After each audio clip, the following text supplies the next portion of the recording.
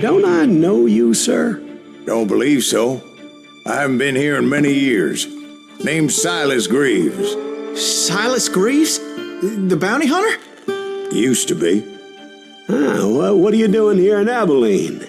Just passing through. Got a little business to take care of. Well, sir, it would be an honor if you would allow me to buy you a beer. Hell, son, it would be my honor to drink it. I'm Molly. Howdy. I'm Dwight. That's Jack and Steve. Ben's behind the bar. Oh, I bet you got some great stories. A couple. Any of them true? Jack, be nice. A few. What about your shootout with Henry Plummer's gang in Bannock, Montana? Is that where you started as a bounty hunter? That's what it says in this here dime novel. Don't believe everything you read in them dime novels, boy. First man I hunted was back when I was riding with Billy the Kid. You knew Billy the Kid? Damn right. That scrawny son of a bitch had no fear.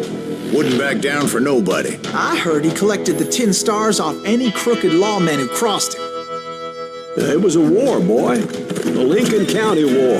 And Billy promised his regulators would take the life of every bastard who helped bushwhack John Tunstall. Kid had a big chip on his shoulder and a hair-trigger temper. Made him dangerous as hell.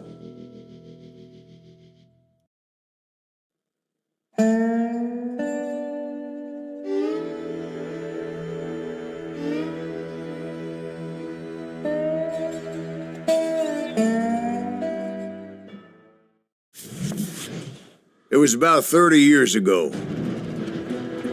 Billy was hiding out in an abandoned farm near Stinking Springs. I threw in with the kid because the man I had sworn vengeance on was riding with Billy's enemies.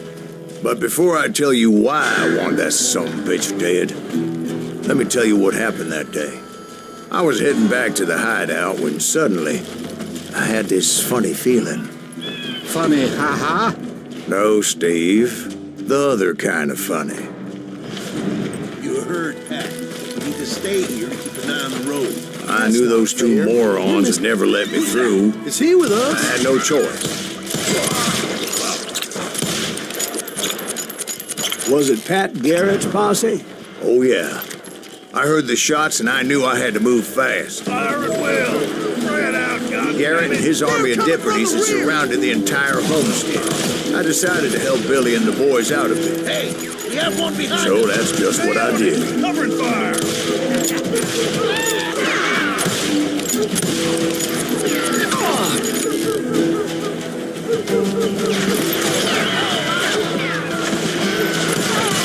As the governor of New Mexico was paying for the kid's apprehension, Garrett was able to hire every gun hand in Lincoln County.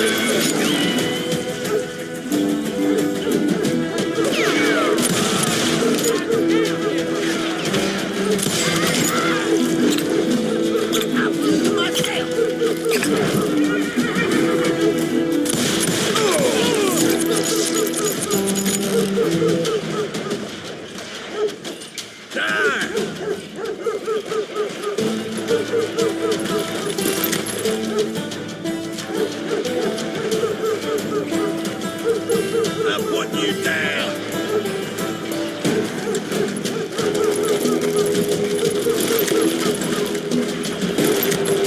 Time to die.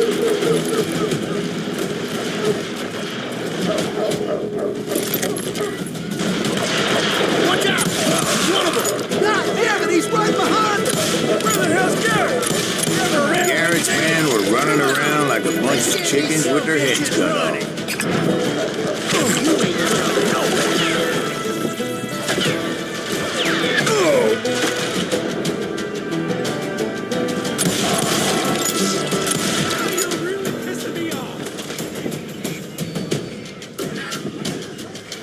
I'm done with you.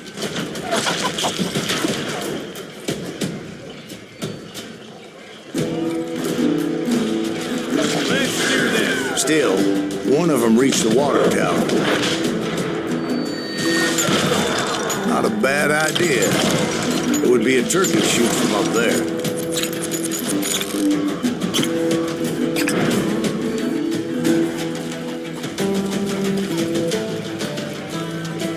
Luckily, these shooters Garrett hired weren't the sharpest tools in the shed. Leave him to me. A lot of them were saddle tramps, or sod busters, or drunken drifters looking to make a few bucks. Oh, you're really pissing me off.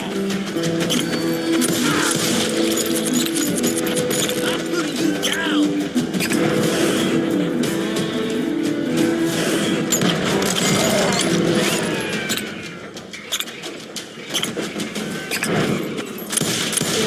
You ain't going nowhere.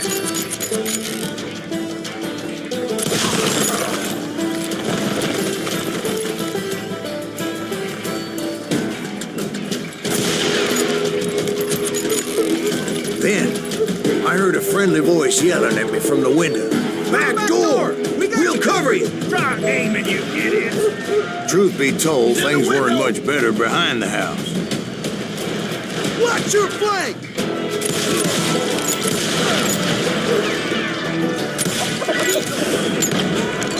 I cut their numbers in half, but that just made the ones that were left twice as mad. They made up for their lack of skill with a seemingly endless supply of ammo.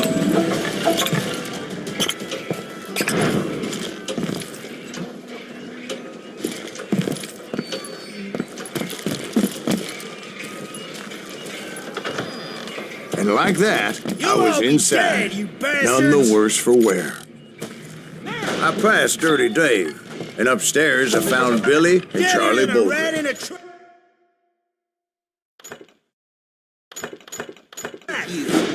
Can't hide forever.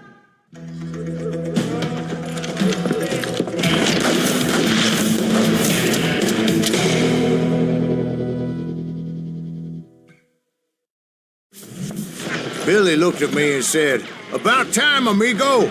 Grab a gun and get to the window." Wait, so you were friends with Billy the Kid? Yeah, sort of. Anyway, we were surrounded by dozens of deputized shooters who wanted to do us harm.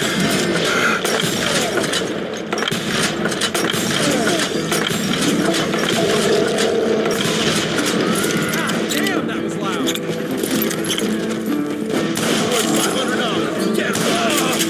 I'm telling you, Garrett's men were dropping like flies, but they just kept on coming.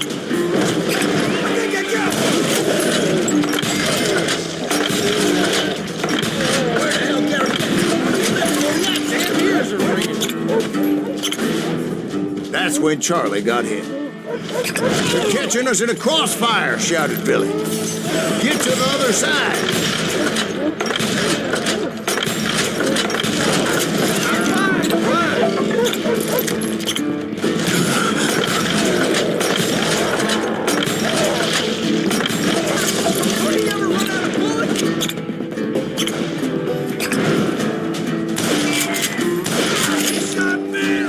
I don't know how many of those cocksuckers I personally put down, but it was pretty clear, even to Billy, that maybe discretion was the better part of valor.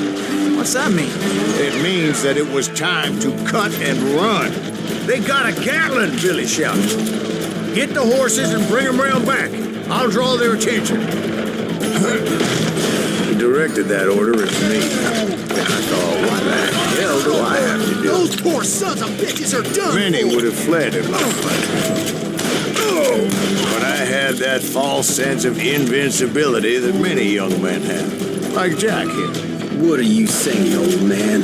Jack is just joshing with you. Yeah, he better be. Mr. Greaves, please continue.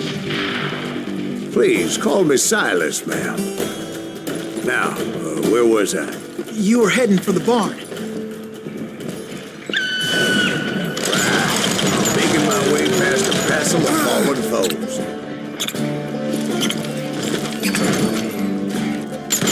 Sounds like Garrett hired a whole regiment to hire guns.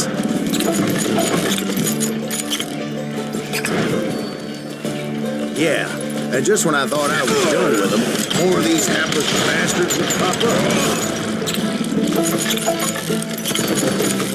Finally, I had the stables within my reach. And that's when I met Sheriff Pat Garrett.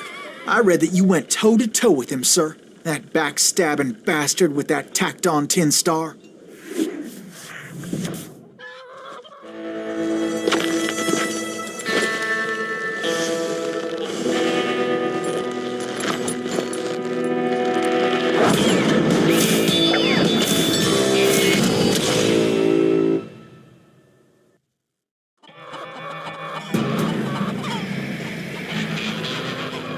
You challenged him to a showdown.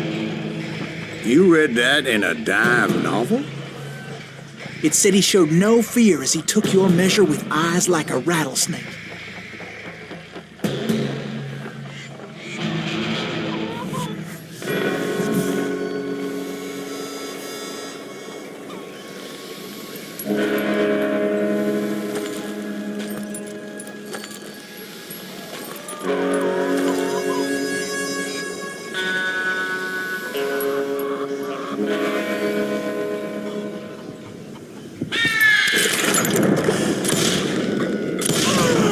And that you killed him in a fair fight. Is that what that penny dreadful said? No, boy. That ain't what I meant when I said I met Pat Garrett. So let me start again. I finally reached those damn stables.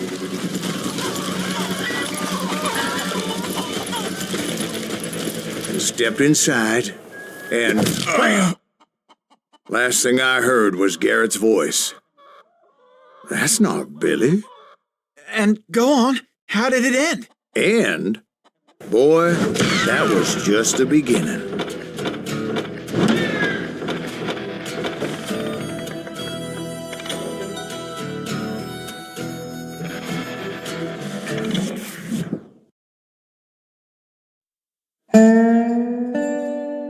So what happened? Did Garrett arrest you?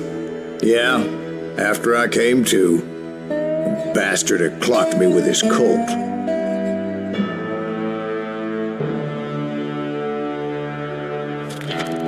And the kid surrendered?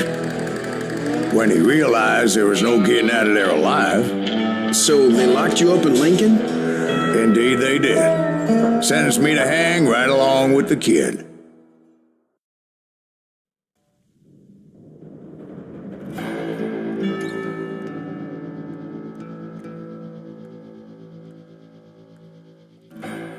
It's important to know that I was only riding with Billy so I could find the bastard I was after.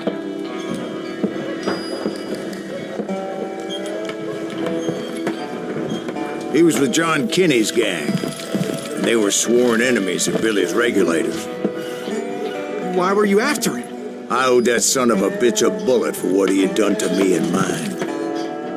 Instead, all I got for myself was a goddamn death sentence. Luckily, it was right around then that I heard Billy make his move. He shot Jim Bell and a few other guards as he made his getaway. Later, they wrote that some lady friend planted a pistol for him in the privy. What the papers didn't say is that Billy helped me escape too.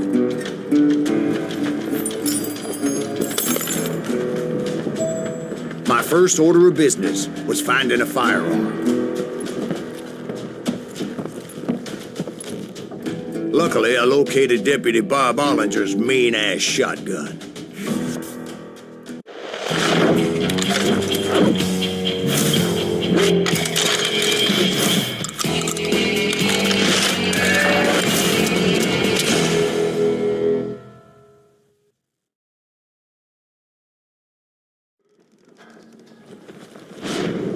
I saw Billy through the window, and he yelled that I should take to the rooftops to make my escape.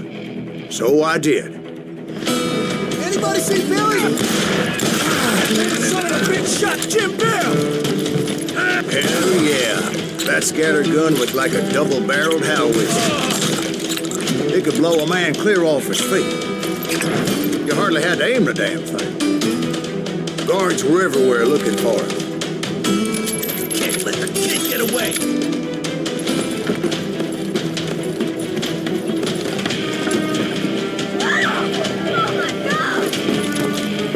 Anybody see him?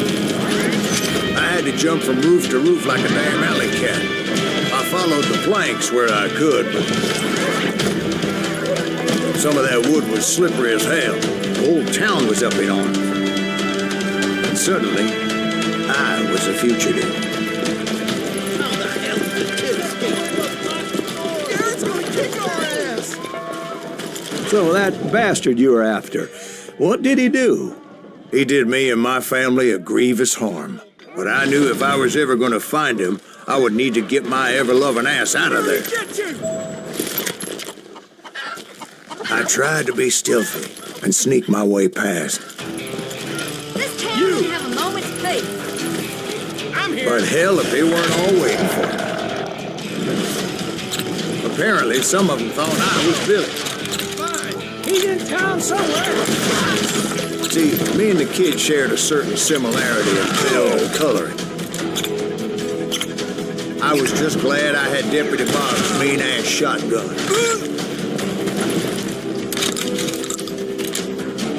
They're shooting in the street!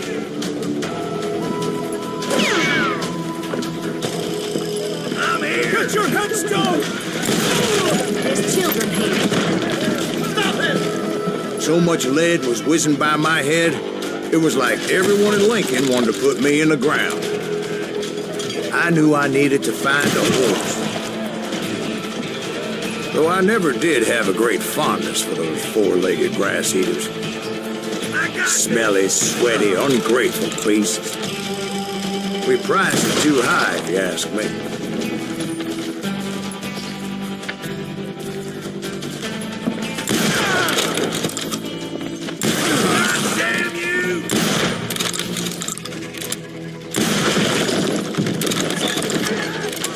Threatening the lives of innocent people.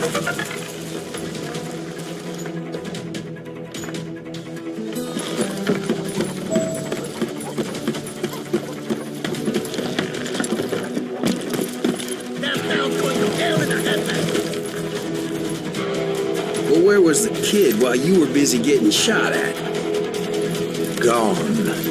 And that's when it occurred to me why Billy set me free.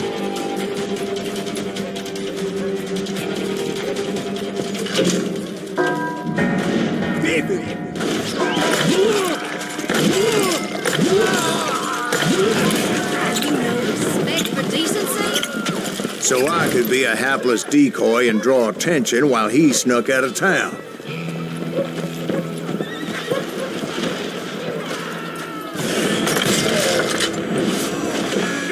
I knew if I made it out of there in one piece, no one would put a price on my head. Because everybody in Lincoln would be dead? No, because they all thought I was Billy, and all that blame would fall on him. Meanwhile, Deputy Bob Ollinger was organizing a posse to put me down. He was already a mean son of a bitch, but he was doubly pissed that I stole his mean-ass shotgun. Get the women off the street! Arm yourselves! Okay, get away!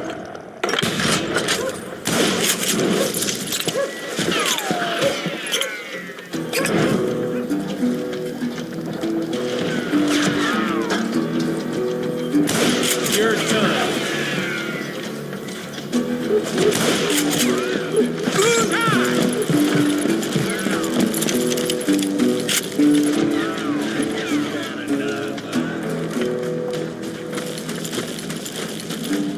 We're gonna be in deep shit when Pat gets back.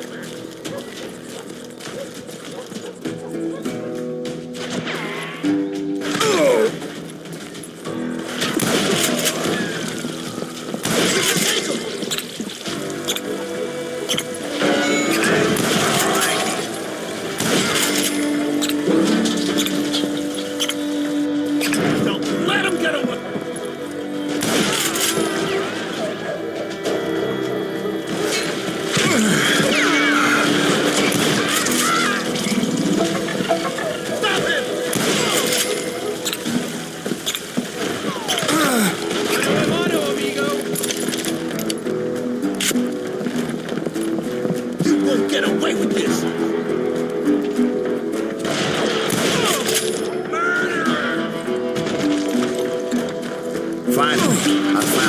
looking for. The stables on the edge of town.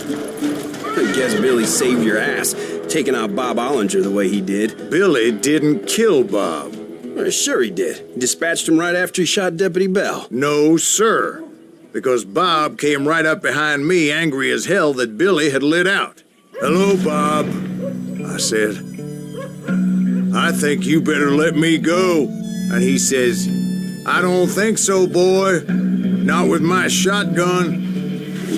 So we stood there in the middle of the street, eyeball to eyeball. He intended to kill me, and I knew I had no choice but to defend myself.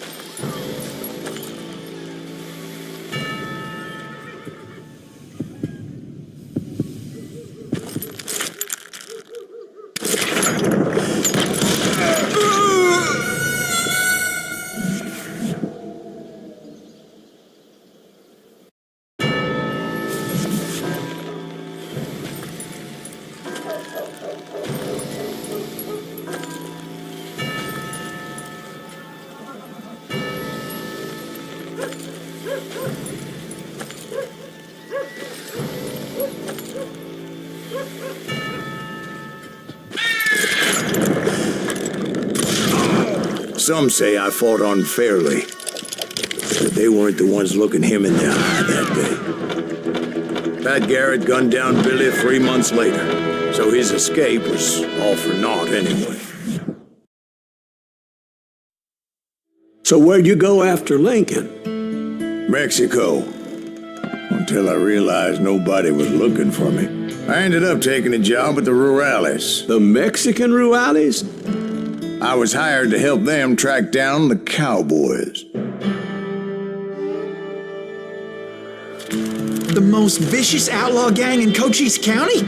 Curly Bill Brocious? Johnny Ringo? Led by old man Clanton himself. They must have paid you a pretty penny to take them hombres on. Not really.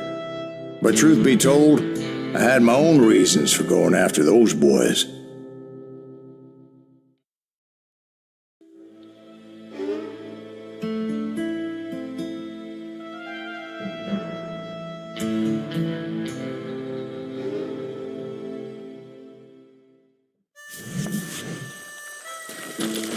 So was the bastard you were after now riding with the cowboys?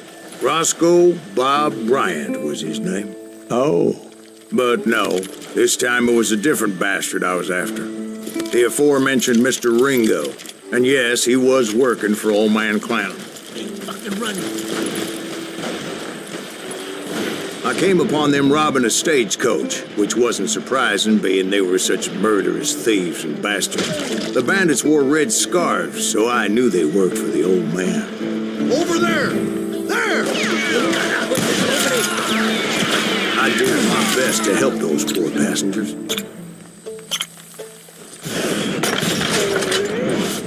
You can run, but you can't hide. Moments later, the attackers were dead, and I checked the stagecoach to see how many passengers were still breathing. None. It was then I wondered if the rocks weren't hiding more bandits. Was that all of them? Or did I just hit the rear guard? I quickly got my answer. They attacked from on high like Apaches often did.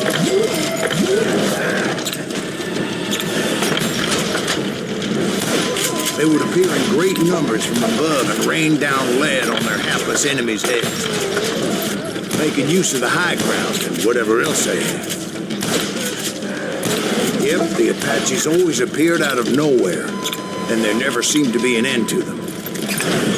Hold on. Were you attacked by Apaches? What happened to the cowboys? Did I say they were Apaches? I said Clanton's cowboys attacked me Apache style. I was in a pitched battle, but I was holding my own against an overwhelming enemy force. See, at the time, I was still pretty green and would often blunder into regrettable situations. But I just kept shooting at anything I could see up in those damn rocks. I didn't see Ringo, but I knew he was with the cowboys. He and Roscoe Bob had done me a dreadful wrong, and I was determined to have my revenge. But to get to Ringo, I knew I'd have to fight my way past these other assholes first. Unfortunately, I was running out of ammo. Another perfect example of my relative inexperience as a hunter of men. I immediately knew that a tactical retreat was called for, as my vengeful fury was much less impressive without the bullets to back it up.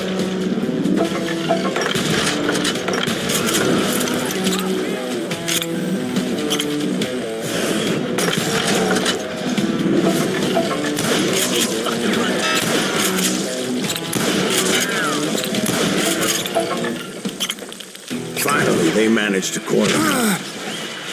Trapped as I was, the odds of my survival seemed pretty slim.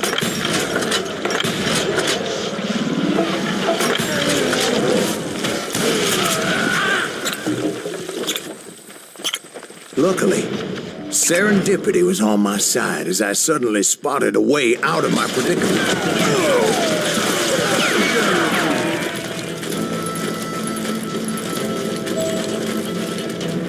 I ran ahead as if the devil himself was after me. Bullets were whizzing by my ears, but I wasn't about to roll over and die. I just kept running like there was no tomorrow. Because there wouldn't be if Clanton and his men caught up with me. As I was scurrying around those caves, I thought, what was I thinking? Going up against a gang like this? You're done!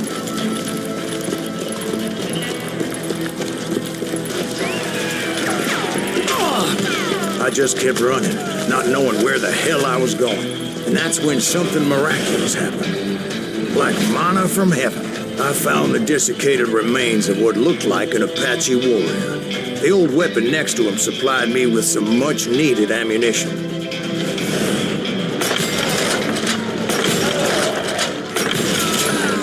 Bat Masterson once told me it was more important to be lucky than good, and he would know.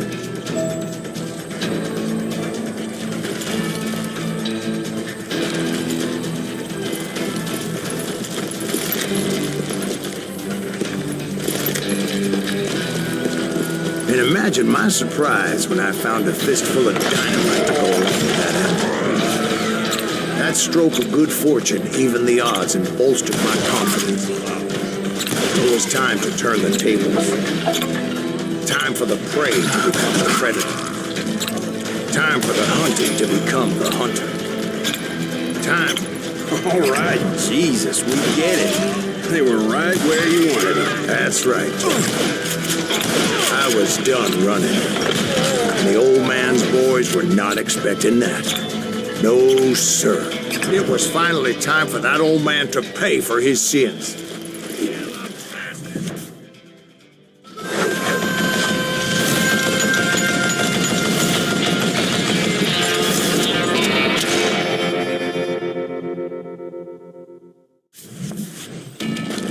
I yelled out at the top of my lungs, "Clanton, I'm coming for you!"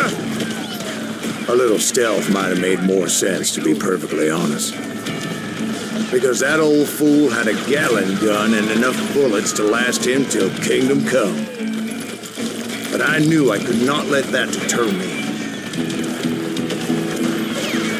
Not if I was to find and kill Ringo. I needed to get that old man off that gun.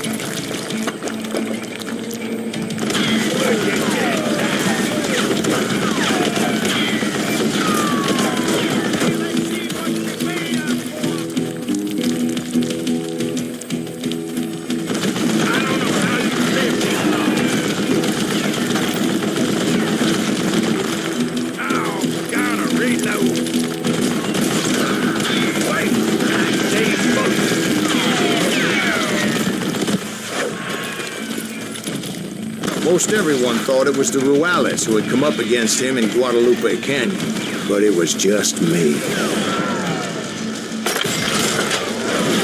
Try me instead, you coward!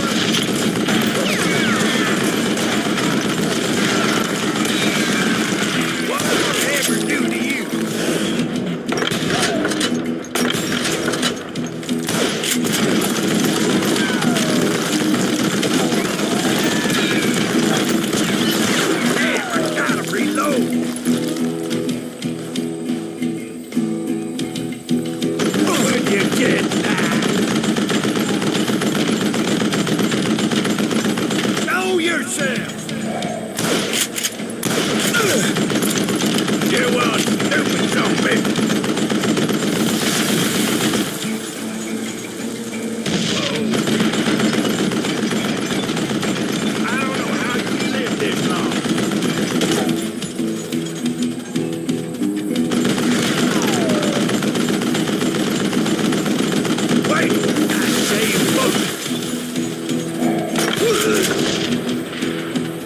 Apparently, one of the cowboys made it out of there alive and told Ike and Billy Clanton that it wasn't a Mexican who took their father's life that day.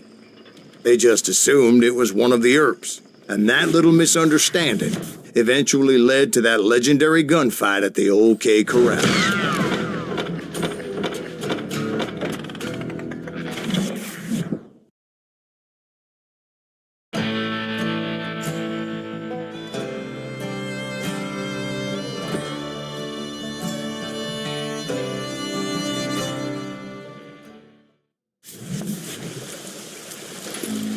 A few weeks after that dust-up at the OK Corral, I was still after Johnny Ringo.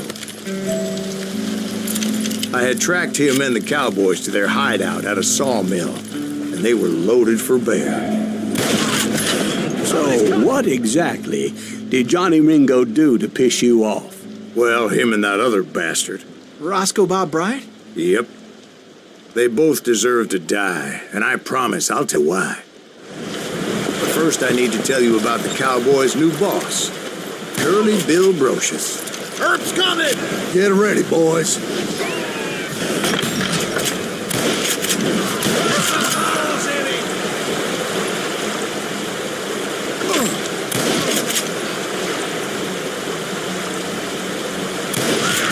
Curly Bill took charge of the Cowboys upon the old man's demise, and after that gunfight at the OK Corral, the Clantons wanted revenge.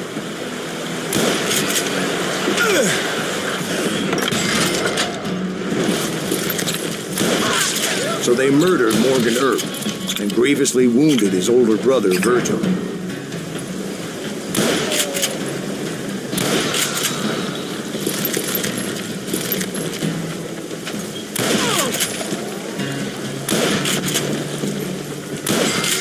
Wyatt and Doc went on what became known as the Vendetta Ride, hunting those outlaws down. So when I showed up, that's who they thought I was.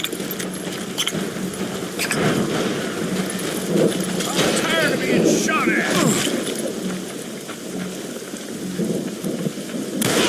Choke yourself!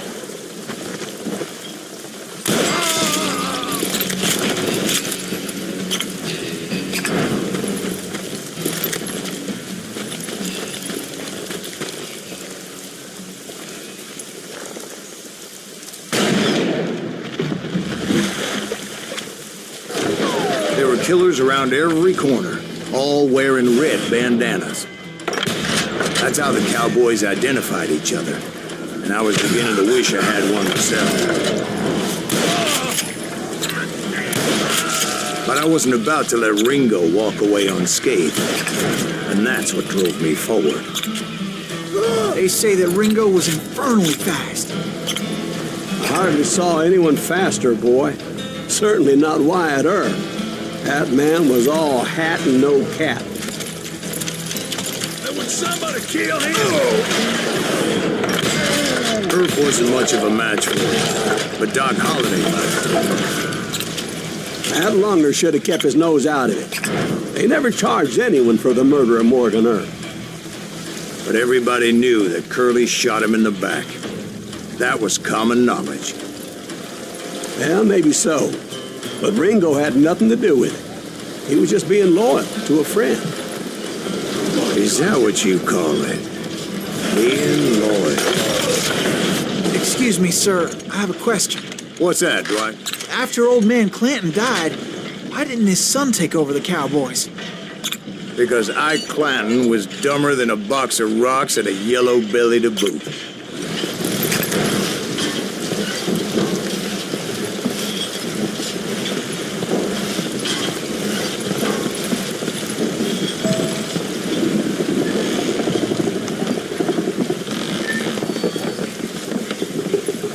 Now, where was I? Taking down the entire cowboy gang single-handed. Indeed I was, Jack.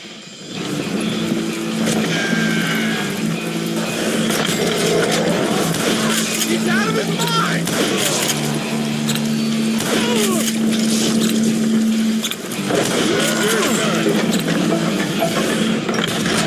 Though it wasn't easy, as those boys had good cover.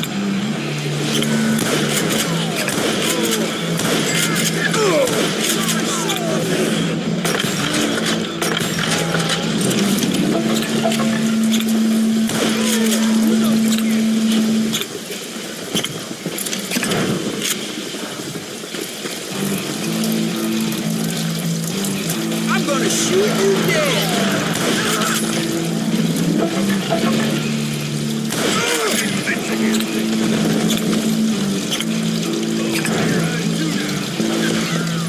Blame you!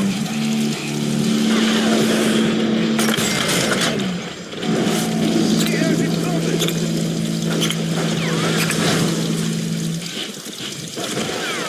Come on, focus!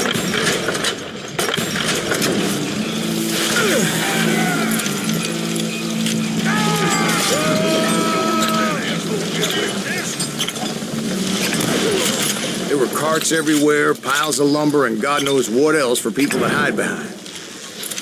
That really was one hell of a sawmill. Quite an impressive operation. And where was Curly Bill? Did you see him? I'm about to get to that, Ben. Patience. I'm painting a picture here. There was this beautiful waterfall and a crystal clear stream that led to a verdant valley that was truly... Consider your picture painted. What happened next? Well, finally the bastards that were still alive made a last stand.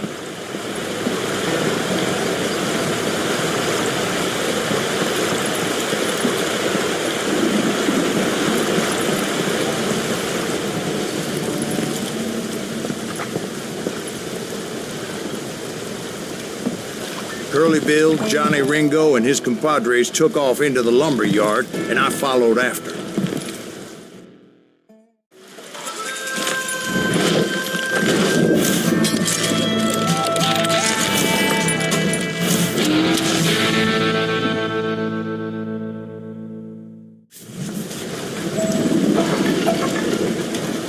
Are you saying they ran? Cowardice was not in Ringo nor Curly Bill's nature. No, sir. I never said they were running scared. They just wanted me out in the open.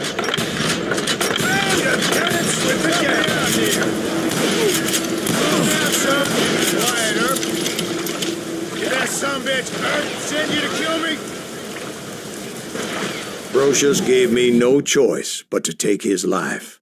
But Ringo was nowhere to be found. I knew you didn't kill Ringo, because he was found dead in a different location altogether. To this day, his killer is still unknown. Indeed. Took me a few months before I finally tracked his ass to West Turkey Creek Canyon.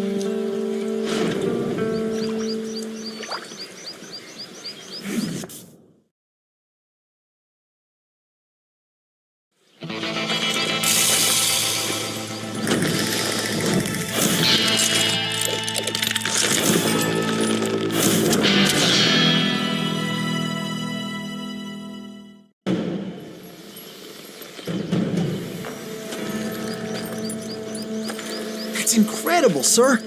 I always thought that Doc Holliday was the one that killed him.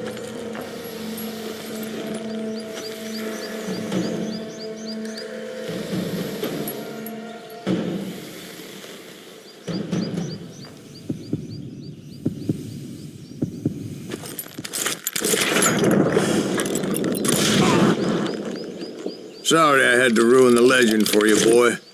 But the legend ain't always true. Doc Holliday had nothing to do with the death of Johnny Ringo.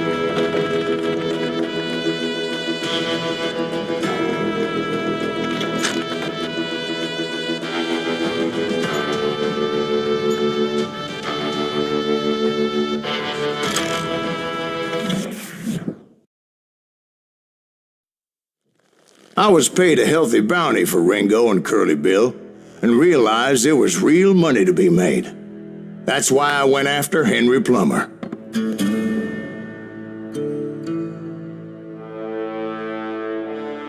Now, wasn't he the sheriff who augmented his income by shaking down miners and robbing gold shipments? That's the one.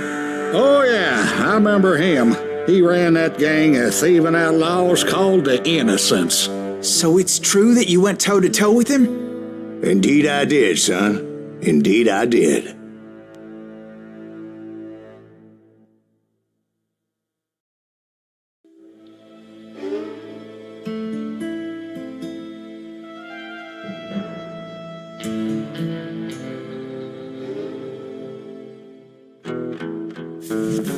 I knew I needed resources if I was going to track down Roscoe Bob Bryant, and hunting Plummer looked like a good way to get rich quick.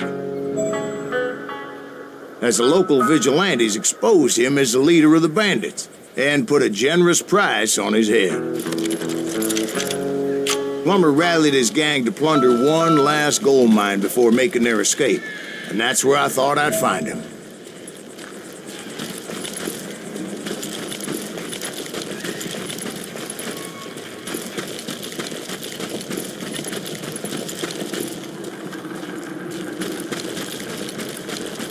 It makes me nervous standing so close to all these goddamn barrels of gunpowder. Why would you be nervous? No one has the cojones to come after us. As long as you don't light up a secret. As my late father pointed out to me more than once, God made men, but Samuel Colt made them equal.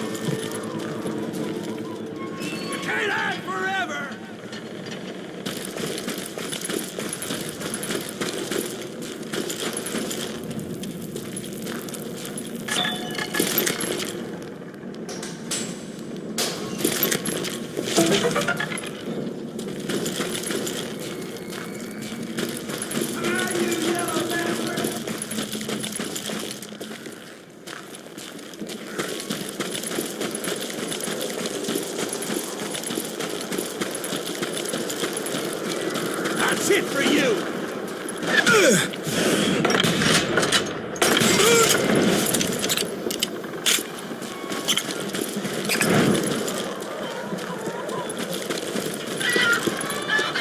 I knew that dynamite wasn't mine, so I decided the polite thing would be to return it.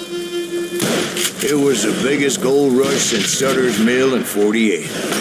Unfortunately, prospectors weren't the only ones drawn to those riches. There were thieves and killers, robbing travelers and hijacking gold shipments. Like those that ran with Plummer. Some were just regular folks I knew from town, drawn by greed and easy pickings. Charlie Crow, the blacksmith. James, who worked in the stable. Sam and Jeremiah Barber, the butcher's sons. Ordinary citizens who lived a double life. Stealing and thieving and murdering their neighbors. Of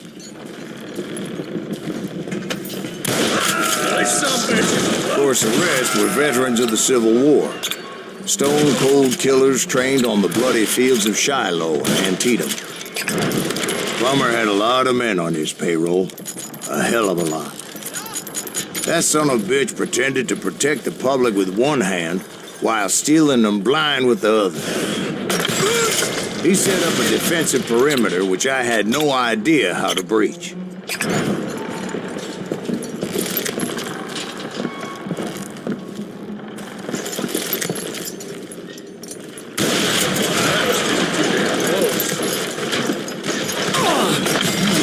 Dangerous dangerous, desperate individuals. I was outnumbered and in way over my head, but I was too damn stubborn and stupid to realize it. They must have thought I was touched, or had some kind of death wish, seeing that there were barrels of gunpowder everywhere. One stray bullet, one stray spark, and I'd be blown to hell and gone. Did I have any second thoughts about what I was doing? No. I thought I was some kind of hero. I finally made it past and headed on to meet my destiny. But first, I had something I needed to figure out.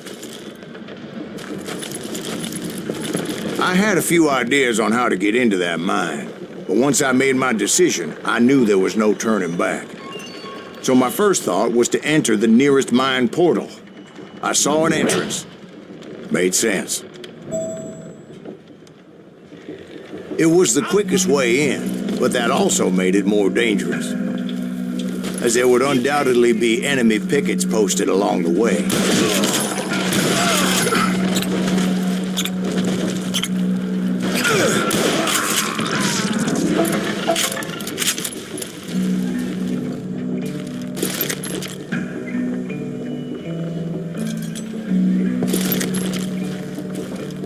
Besides, once you enter a mine like that, it's easy to get all turned around. And that confusing maze of corridors wouldn't even be the worst of it. Some of those shafts could be as deep as hell.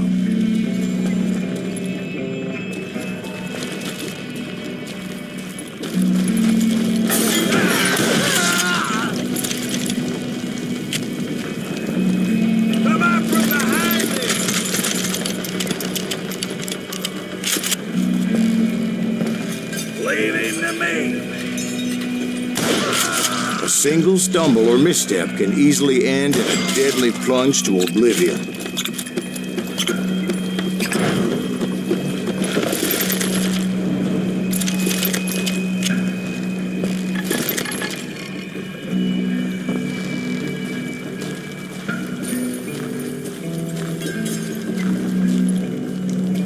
Quick reflexes often make up for a lack of common sense.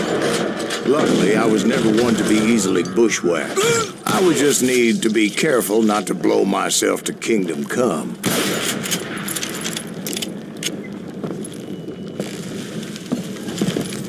With all that gunpowder and dynamite everywhere, a body has to know what he's shooting at.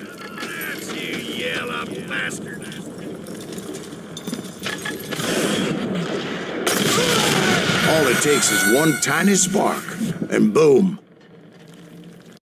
Surprise! You must be about out of bullets.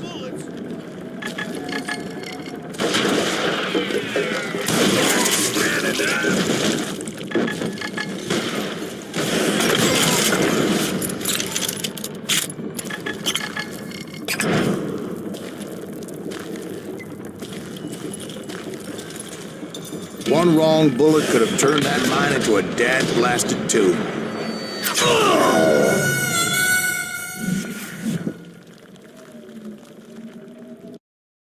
There he is! Get out of here! How do competitors turn like this?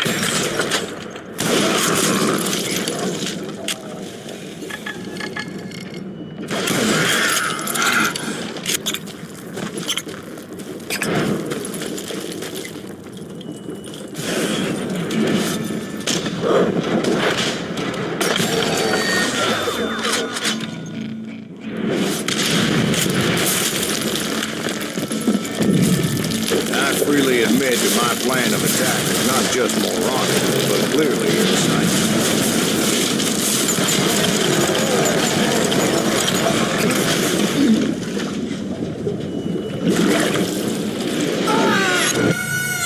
It's a good thing that I abandoned that ridiculous plan before I even tried it.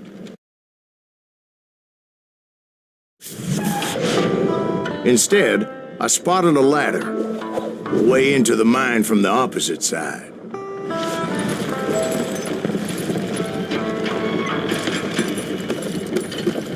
It was a long way around, but that approach seemed more sensible at the time. Of course, being I had a problem with heights, that scaffolding scared the bejesus out of me. Climbing down that ladder required some caution, because even though I had a younger man's reflexes, no man can dodge a damn bullet while climbing down a rickety ladder. I needed to make a leap of faith. I was determined not to give up. That Sheriff Plummer seemed quite the despicable character. When the vigilantes discovered what the sheriff was up to, people were outraged. That 10,000 they put on his head would go a long way to help me find old Bob. And I had made it my mission to settle that score come hell or high water. But first, I would have to make a choice. Take the elevator or climb the ladder.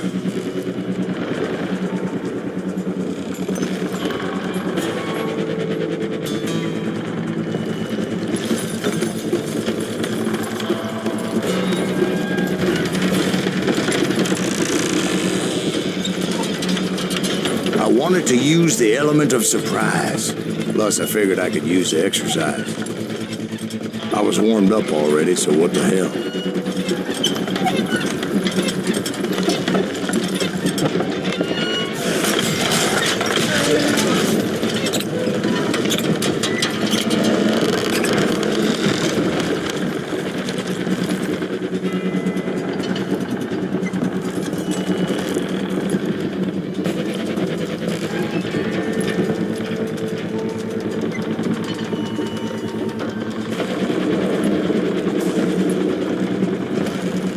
Plummer was a mad dog killer, and the people of Nevada City deserved better.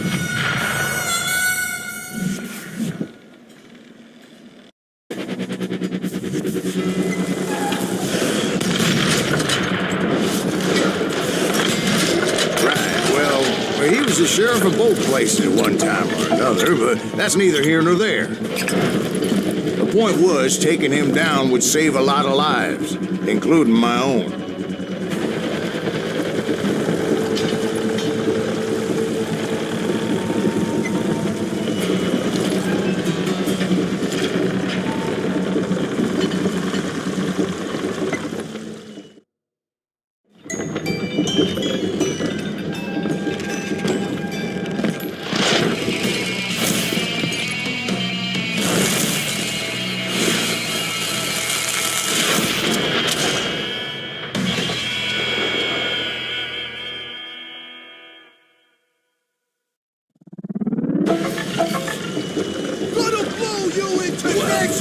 This day is just getting worse and worse for you.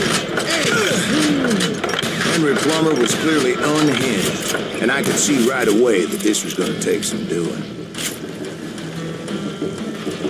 Get out here! You ain't taking me!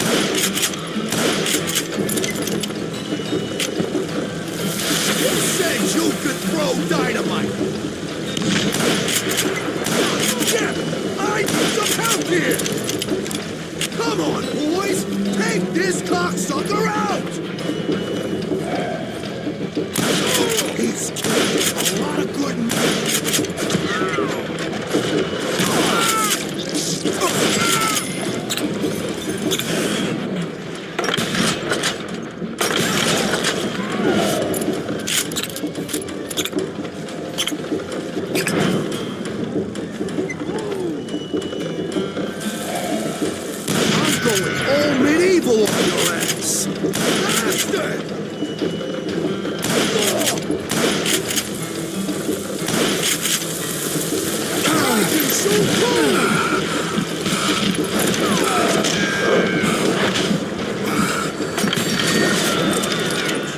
They're gonna need a dustpan to pick you up!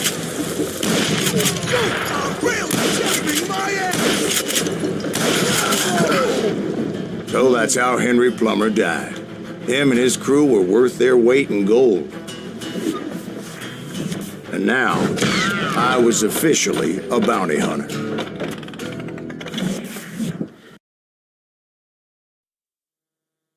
So, did you finally go after that Bob feller? Well, I heard word he was in Kansas with John Wesley Hardin, so that's where I went. Where in Kansas? Abilene. Why do you ask, Ben? No reason. Was Hardin as fast as Ringo? Ringo was fast, but John Wesley was as fast as the devil himself.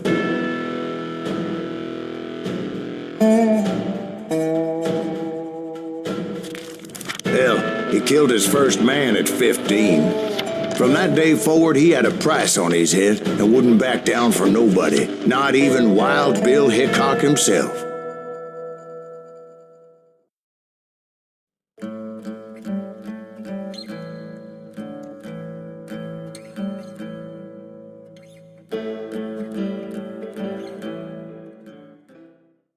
I dodged death many a time, and that night in Abilene was no joke.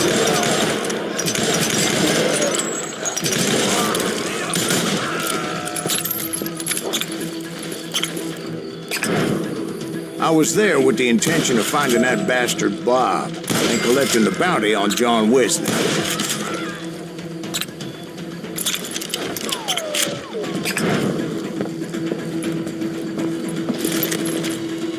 I thought the Texas Rangers got Hardin. Yeah, that's what they want you to believe.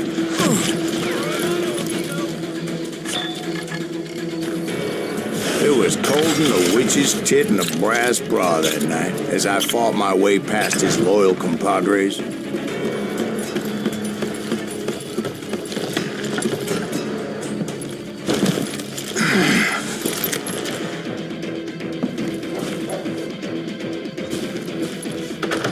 To the very same saloon we're sitting in today.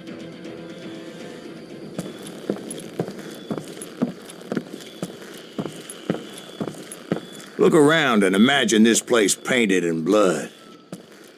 Hardin was waiting for me, and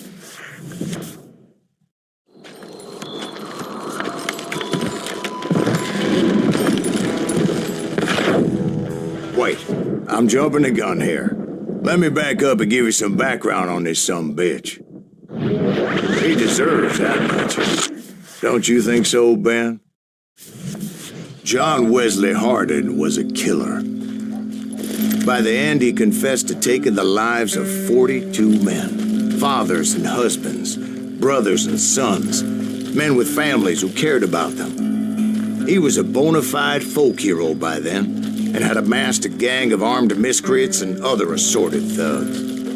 He and his men set up camp outside of town, and I was hoping Bob was among them. Shit, it's cold out here. Freezing my giblets off. Ain't right, we gotta stay out here keeping watch like this. Damn it! Shoot that son of a bitch! They didn't ask why I was there. They knew. As most of them were wanted as well. I figured Hardin was here somewhere, but to get to him, I'd have to get past his gun hands. I had to spill a lot of blood to find out Hardin wasn't in that camp. He was carousing in town with his closest friends. Hardin's boys apparently didn't want me to reach the Bull's Head. Some were hightailing it into town to inform their jefe of my unwelcomed presence.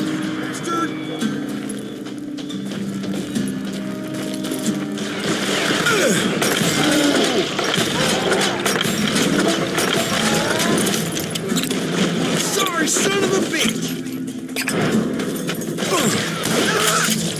Tell Hardin someone's coming for him! Stop that sumbitch! Let the boys know we got another law dog.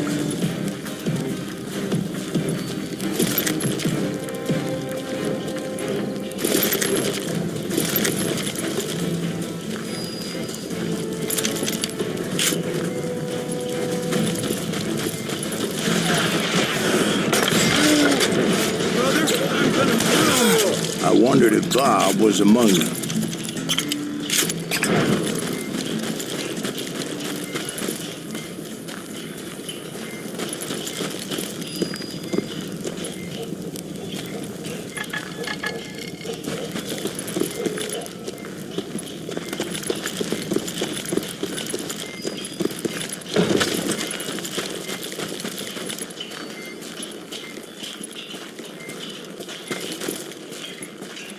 and I steeled myself for the fight ahead. For as good as I was, deep down I wondered if John Wesley wasn't just a little bit better.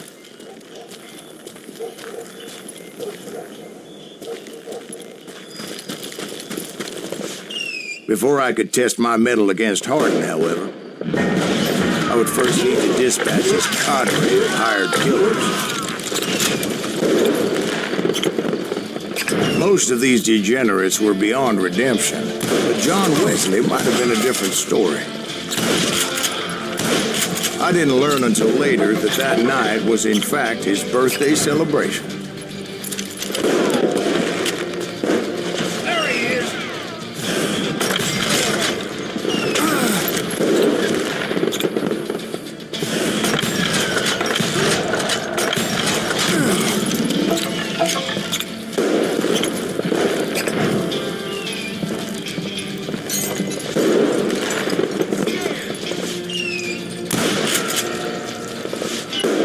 Watch where you shoot!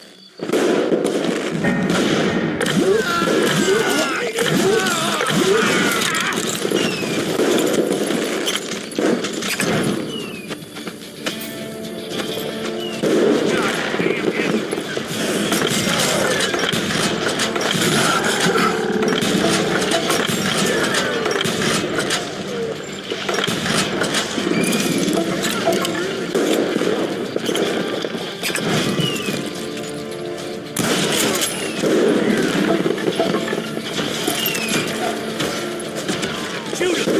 Shoot him!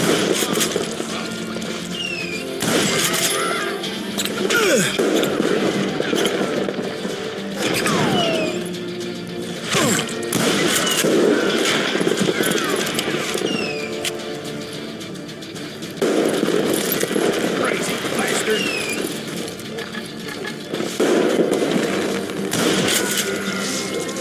I think I already mentioned that I found Hardin in this very saloon. That's right!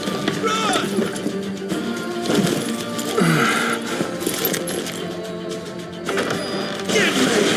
Suffice it to say, nobody there was happy to see me.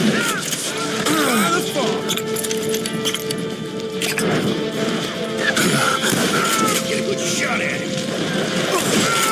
In fact, I felt a certain hostility.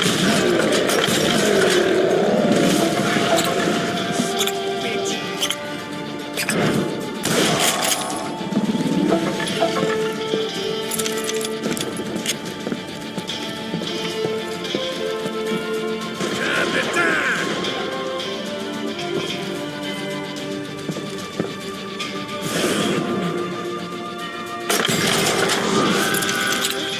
Just kill Red? You better hide!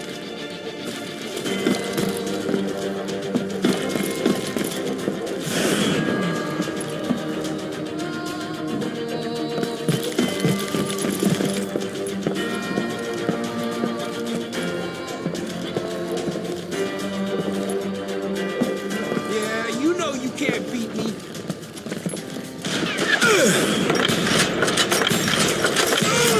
I was disappointed that neither Bob nor John Wesley were among the dead. But that was short-lived, as a moment later I was facing down the fastest gun in the West.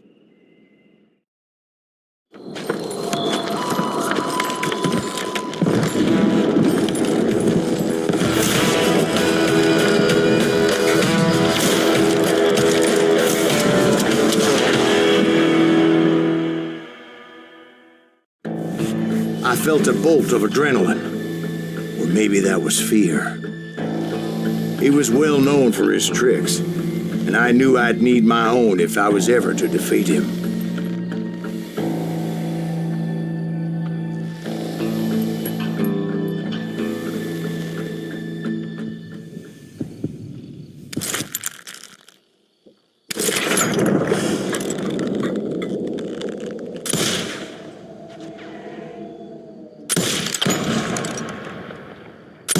That man was faster than greased lightning.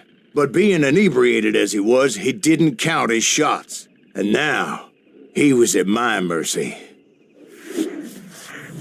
So he didn't die? No, I sent him to prison. Years later, after he was free, some restless avenger took his life. Shot him in the back at a saloon just like this one. Anybody up for another beer? Ben?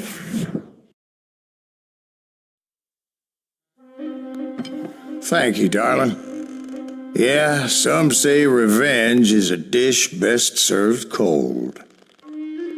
So whatever happened to that Bob guy you were after? Personally, I'd like to hear some of your other adventures. Like, I don't know, did you ever go toe-to-toe with a red man?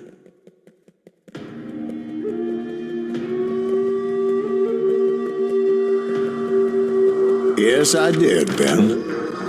I remember once I was after this renegade Apache, Grey Wolf. Strangely enough, revenge was also his primary motivation.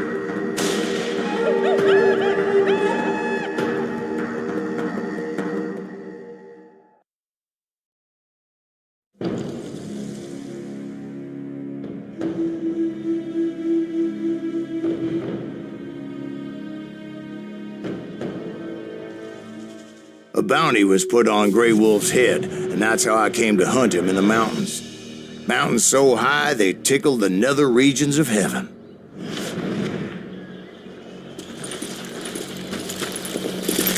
Grey Wolf was a Chiricahua Apache medicine man who had led a war party in revenge for a massacre against his people. The U.S. Army had attacked his tribe during his daughter's sacred sunrise ceremony, and the slaughter was unspeakable. Right from the beginning, I couldn't shake the feeling that Grey Wolf was watching my every move. He led a band of young Apache warriors who wanted retribution and were more than willing to die for him.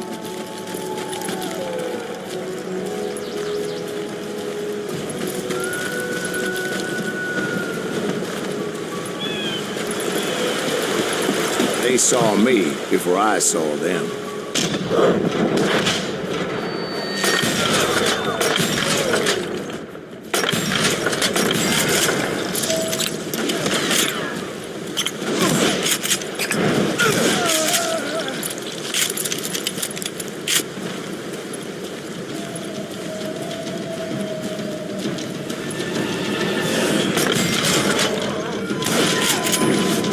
And it crossed my mind that maybe this wasn't such a good idea. But now that the shooting had started, there was no backing down.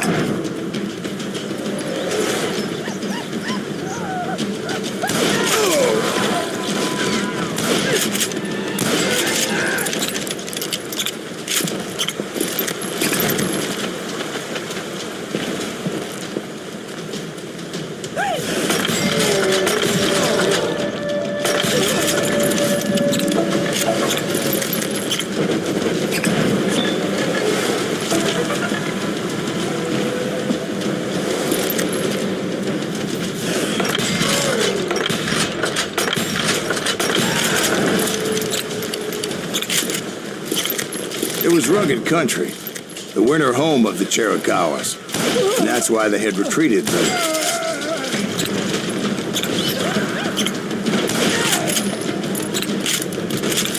I admit to having some regrets about going after them the way I did. But then again, I got a lot to do.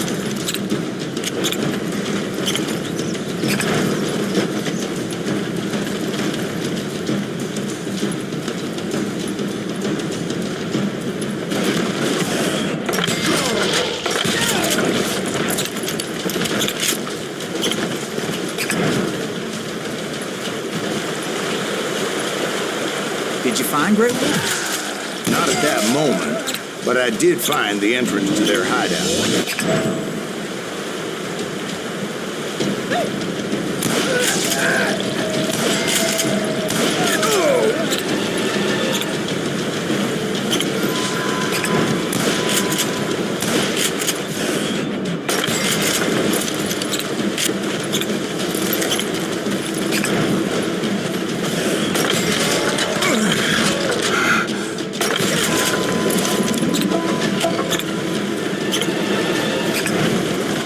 crevice that led to a deeper cave.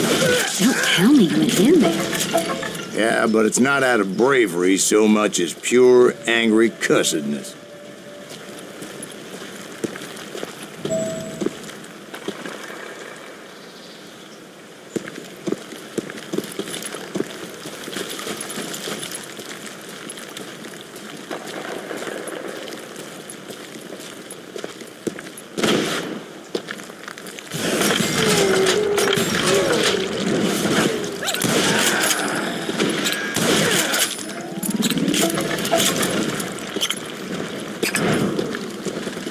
See, back then, I had a stubborn streak a mile wide, and I wasn't about to back down.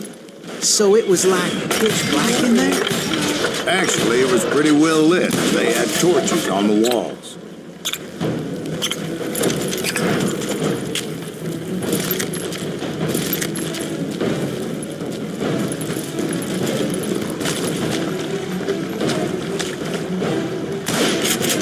How big was his cave? Big as hell, Ben. Chiricahua had hid out there during the Indian Wars.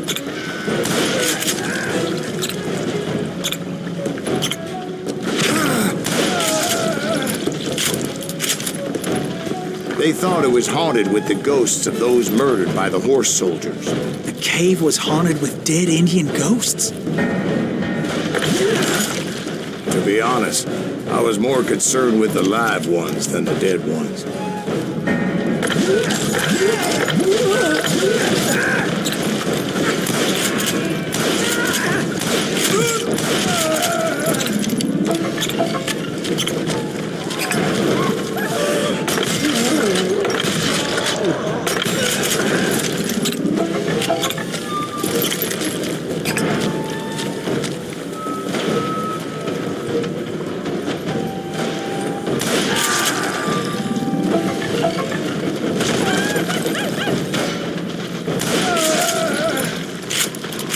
How come you know so much about engines? A few years back, I was married to two Mescalero women.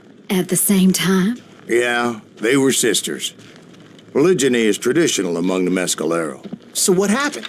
Oh, I had to get out of there. Those girls never shut up.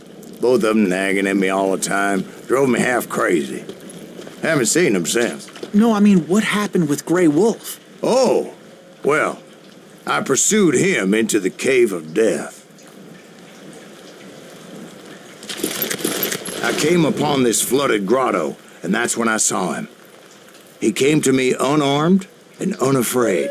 His voice echoed in the shadows, and I sensed he meant me no harm. You carry great darkness in your heart, and if you do not release it, it will claim your soul. The sound of his voice put some kind of ancient Indian spell on me. As his story unfolded in my mind, You will come to this place again and kill many more men, and the darkness will grow until it consumes everything that you are. The soul would have no rainbow if the eye had no tears. he said I was a great warrior, a coyote man, unequaled by any other pale-faced warrior, or something like that. The snakes will bite shadows of your past until a venom poisons your heart, and an echo of the song of the dead summons the spirits deep from within the mountains. I didn't quite get what he was saying, but there was definitely snakes. And indeed, his warriors surrounded me and attacked me like hungry wolverines. They couldn't stop me, though, and Grey Wolf wasn't in the mood for idle talk.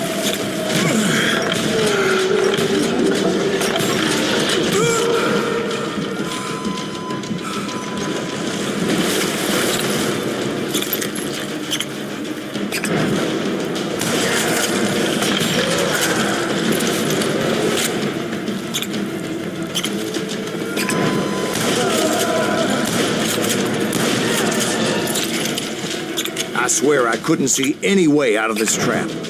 But suddenly, one just appeared. Kind of like a miracle.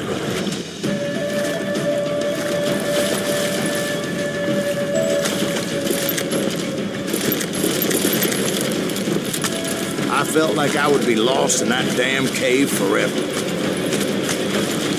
Finally, I found myself back outside, perched on the edge of a precipice, overlooking a thundering white water river. To get where I was going required several leaps of faith, but no way in hell I was turning back. I chased after him, determined to make him explain the meaning of all that mumbo-jumbo. Mumbo-jumbo is right. Are you making this all up as you go? A few details may be fuzzy, brother, but I am relating exactly what happened. There were dozens of Apache warriors aiming at me from on high. Dozens? Well, maybe not dozens, but there was a lot of them. At least 3 or 4. Well, more than that, little lady.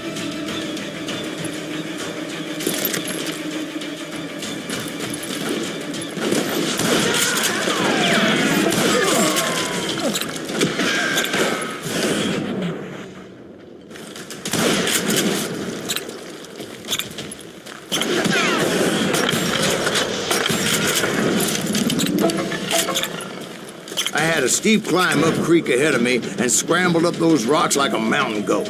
I was determined to locate Grey Wolf and find out exactly what the hell he was trying to tell me. And wouldn't you know it, that crafty son of a bitch led me right into a trap. Well, son, there had to be at least 100 Apaches surrounding me. 100? God be my witness. Oh, come on. Who are you kidding? Hey, I believe you. Come on, tell us how it ended. All right, but I'm not gonna drag this out. Where were we?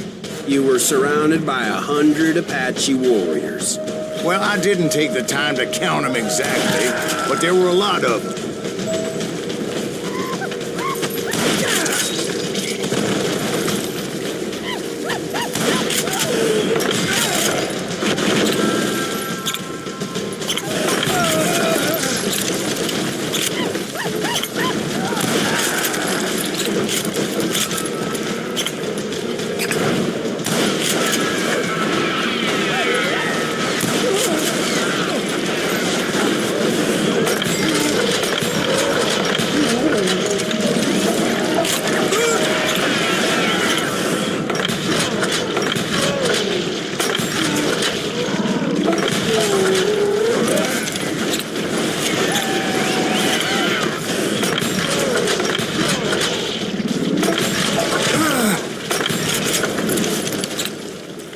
And in the end, a path appeared before me that I had not seen before. I followed it as I desperately needed to find out what Grey Wolf was trying to tell me. But it was like that son of a bitch disappeared into thin air.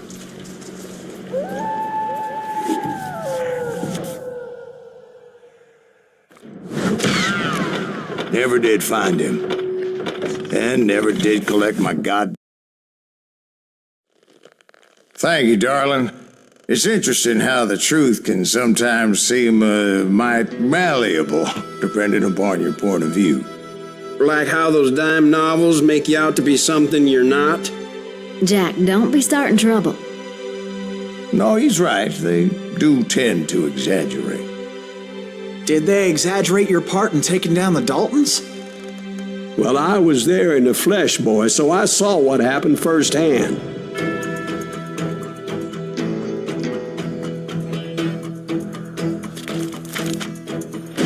Those Daltons were lawmen once, before they all went bad, robbing banks and trains clear across the territory. Until Coffeeville, of course. I was one of the citizens who took up arms that day. Fighting on the side of right? I did my best, sir. We all did.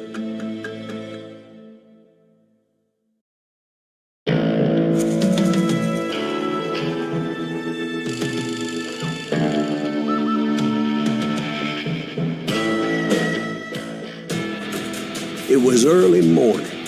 One of my friends was a local gunsmith, and he handed out firearms to anybody who'd take one.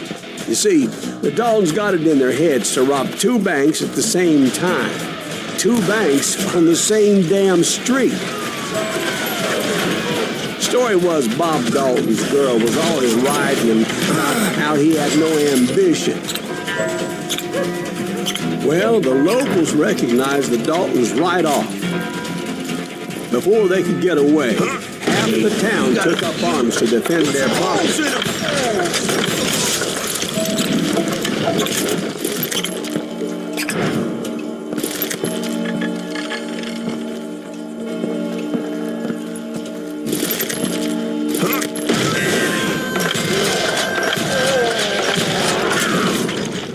The brothers paid dearly for their stupidity, but everybody knows they had it coming. There's more to it than that.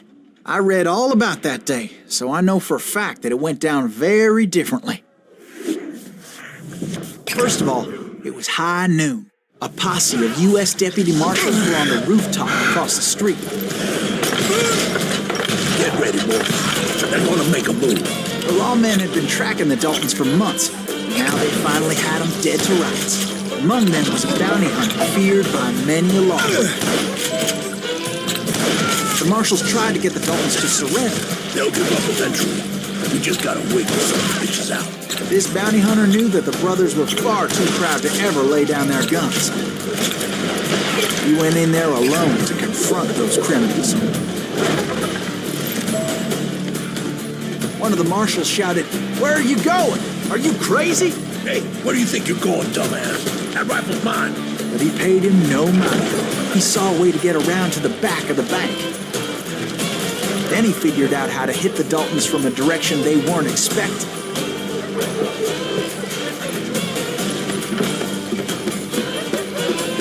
From above. Fortunately, a water tower was right there. A moment later, he was climbing up a steep ladder, laughing at danger as he did. It was brave men like him who risked their lives to tame this wild country.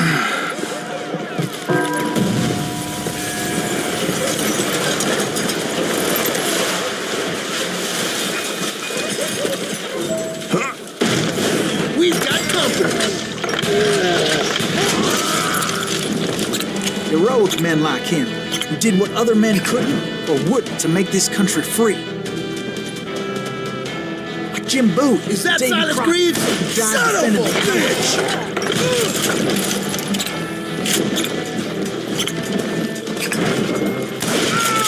Brother, I'm gonna make you pay for that.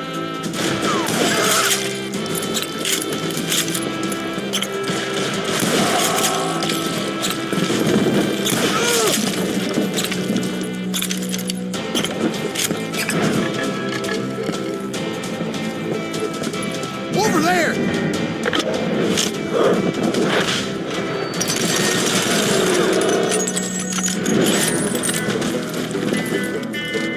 That's Silas Greaves.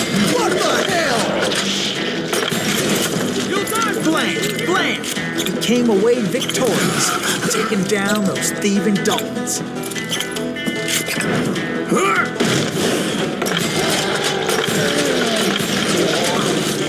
His name was Silas Greaves, and when the dust finally settled, he was the last man standing. Sorry, kid, but that just wasn't the way it happened.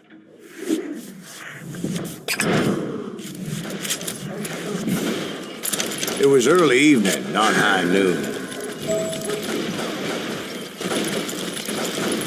The Daltons blew up a safe, and were all set to hightail it out of there. I was late to the party, and Coffeyville was already up in arms. Those pathetic deputies surrounding the bank were dropping like flies.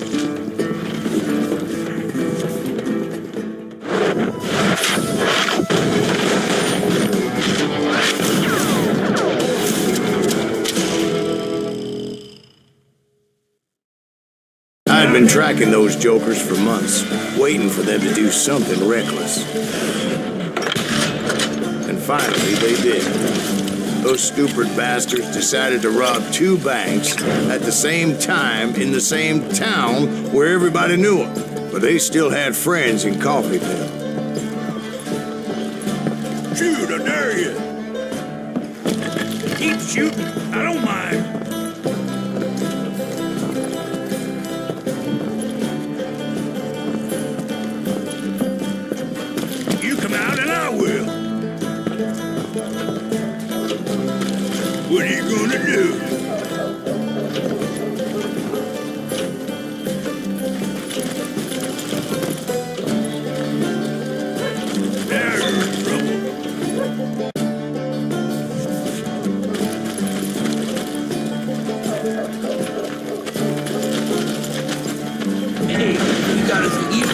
What's holes in them?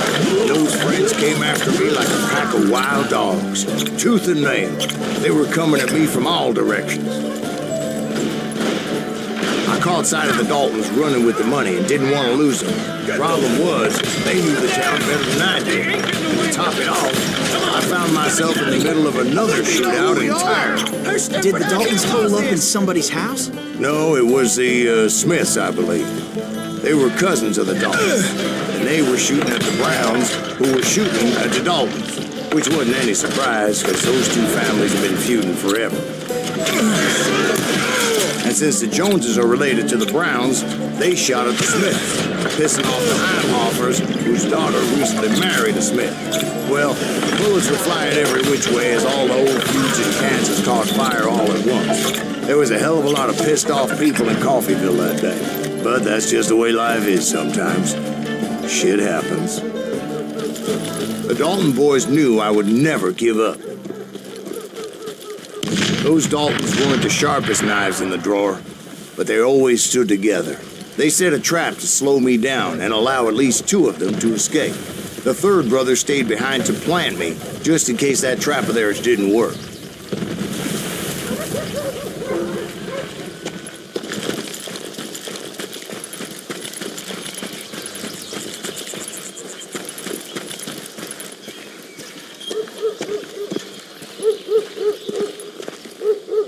It was Emmett, the youngest, and he decided to stand his ground and face me down. I ain't afraid of you, Silas Greaves. This is where it ends for you. He was determined to protect his brothers. And I understood how he felt. Taking me on all by his lonesome wasn't exactly a recipe for a long life.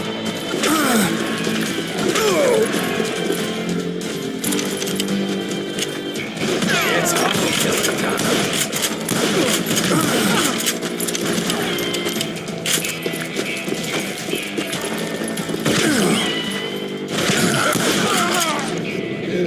But Emmett Dalton survived the robbery in Coffeyville. He's the only Dalton who did.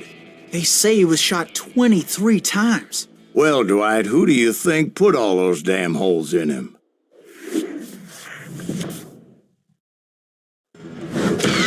But I have to admit, that boy had grit.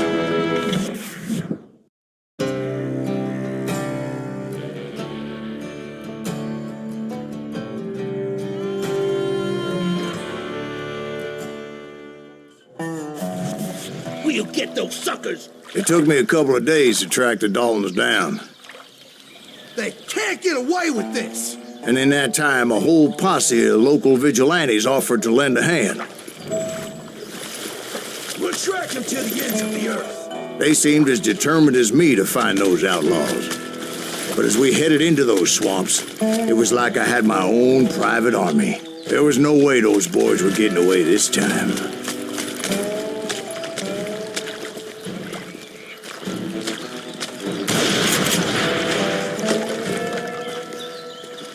It was early fall, right? Beautiful time of year. At least you had the weather on your side. Not by my recollection. It was damp and foggy as hell. It was tough to stay on a true course, so we kept an eye out for landmarks.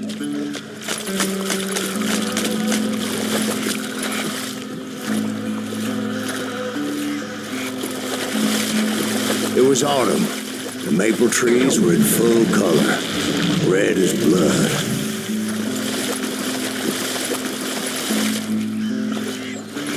The rains that year were torrential, so the whole area was flooded. The vigilantes had spread out wide, and pretty soon I couldn't see anything. Bury them in the swamp.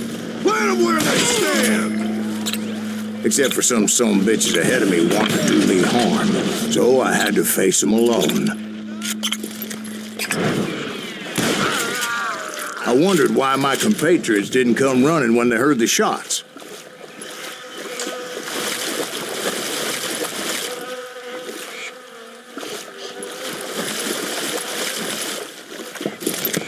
So did you find the Daltons? Not yet, but I did have the questionable pleasure of meeting a few of their friends.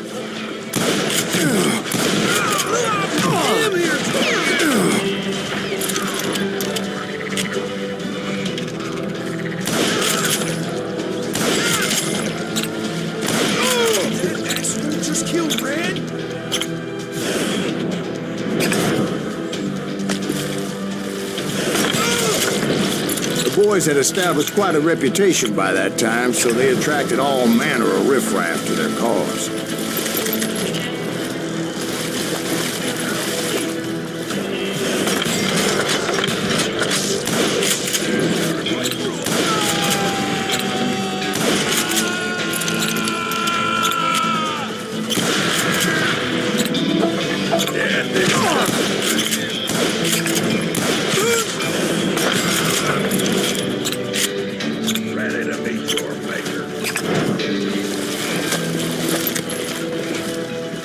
Point being, I was under serious attack. And my reinforcements was nowhere to be seen.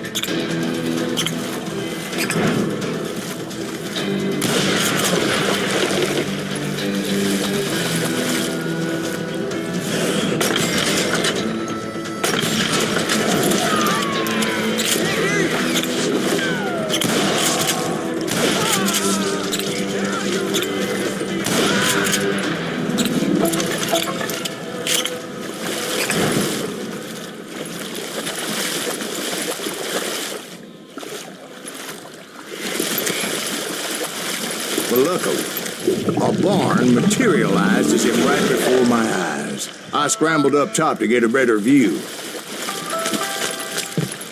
but just ended up falling inside. So, how did you get out?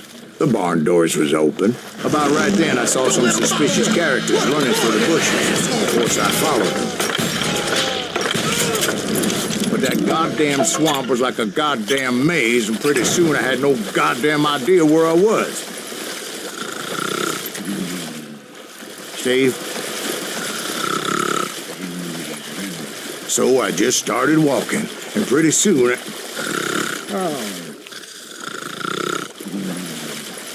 Steve? Steve? Huh? Oh, no, I'm listening. Indians surrounded me from all sides.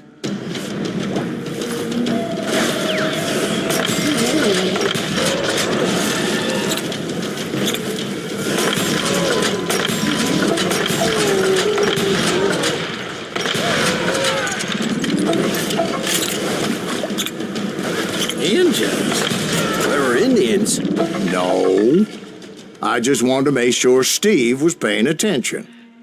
Now, where was I? You were following the Daltons through a swamp? That's right. See, Steve? Dwight's paying attention. No, I'm listening. I was just resting my eyes. So, where was I? The Daltons. Right. See, there's a reason so many outlaw gangs are made up of brothers. Being a brother is a very sacred thing. It's a bond like no other.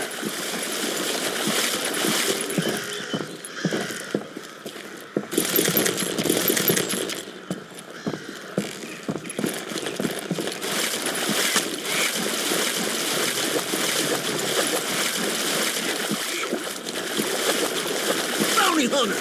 Stop that, son bitch! So did you ever find the damn Daltons?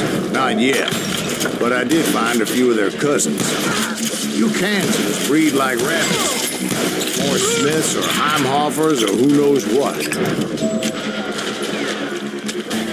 But hell, what's more important than family? I bet Ben knows what I'm talking about. You hear me?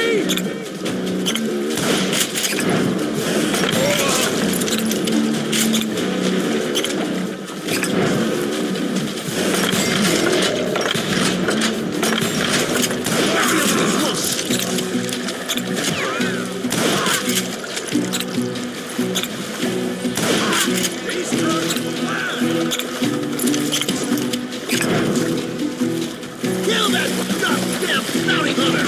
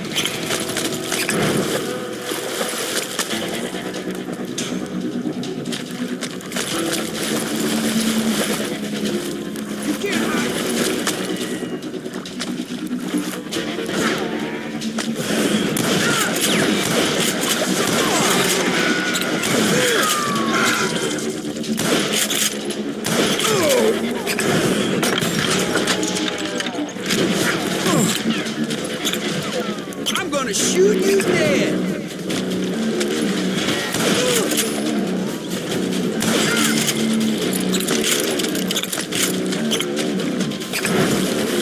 Ready to meet your maker.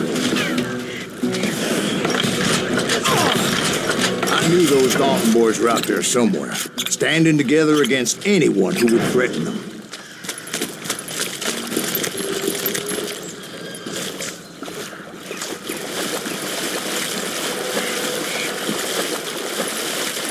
That's when I saw it. A goddamn steamboat.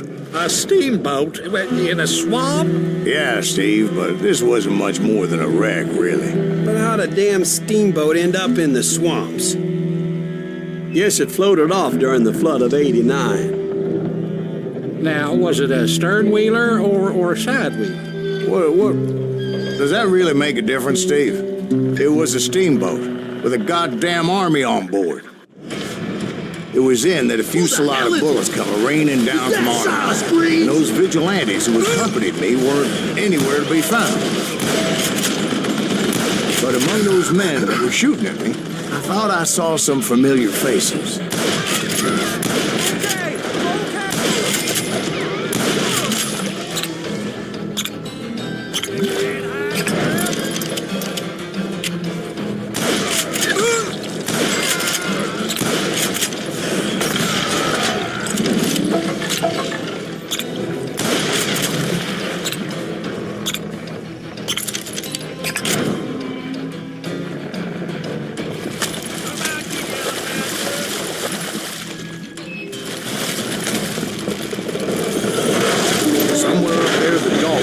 Waiting on me.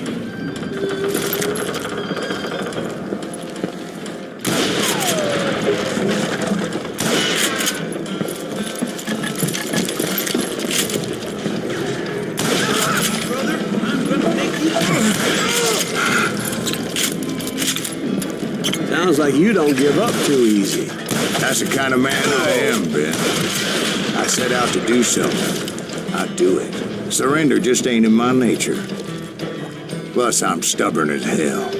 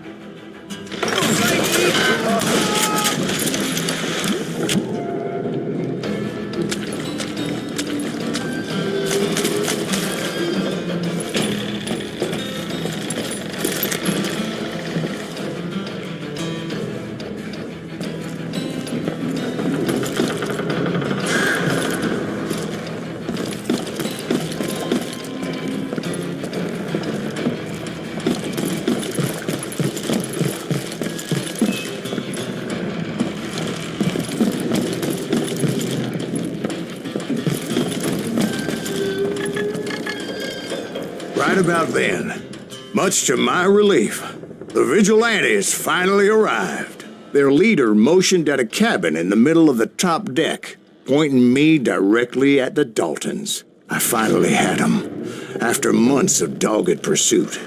But it turned out that they had me. Take him out! I'm sending you to hell!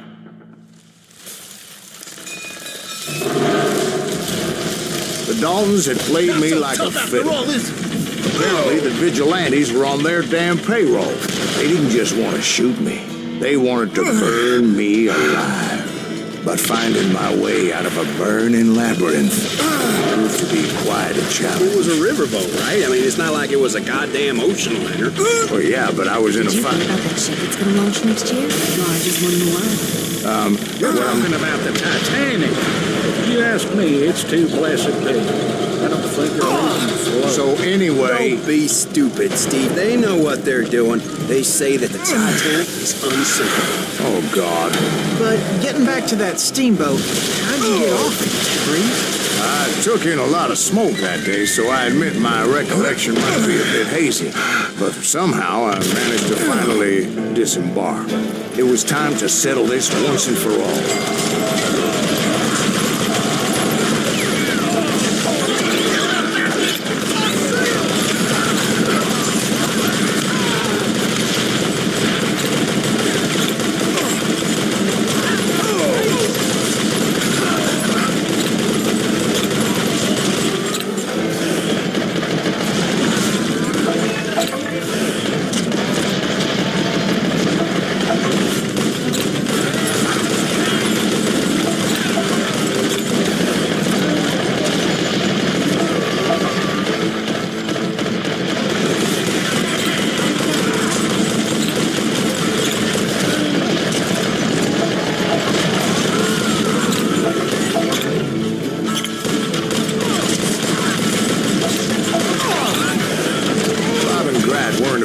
come at me one at a time.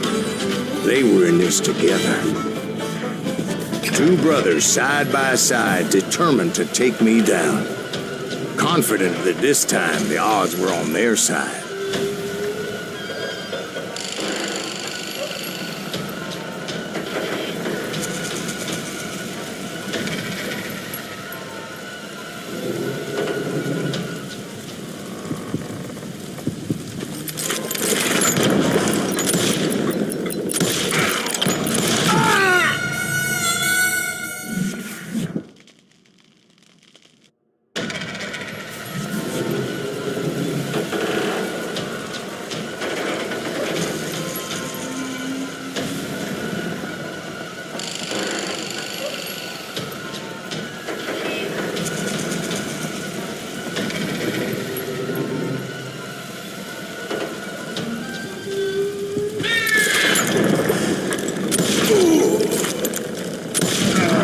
They got it wrong. A sad end for those two. If they'd only known that Emmett was still alive despite his wounds. Paroled 14 years later, he moved to California and sold real estate and lived off the legend of that fateful day. And my own brothers died tragically as well, truth be told.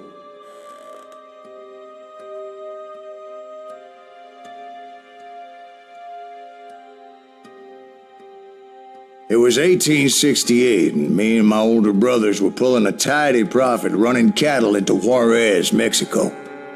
One night after my brothers retired for the evening, I found a little poker game in a cantina with a couple of cowboys. And I just couldn't lose. I even won an old Spanish coin that had to be 100 years old. Well, I was mighty pleased with myself the next morning as my brothers and I rode for Texas. But before we crossed the border, those cowboys caught up with us. It was Johnny Ringo, Roscoe Bob Bryant, and another asshole named Jim. They wanted their money back and everything else we had, including our lives, as those boys didn't want us coming for them later. Bob put that old Spanish coin in my mouth and said, "I won't have it said that I left you with nothing, boy." Well, those horses bolted, and there we hung as those bastards rode away. The branch finally snapped under the weight of the three of us, but being my older brothers were bigger and heavier, they were already dead. And right then I swore to myself that I would avenge them. Ringo you know about. But Bob eluded me, until I heard he was riding with the Wild Bunch.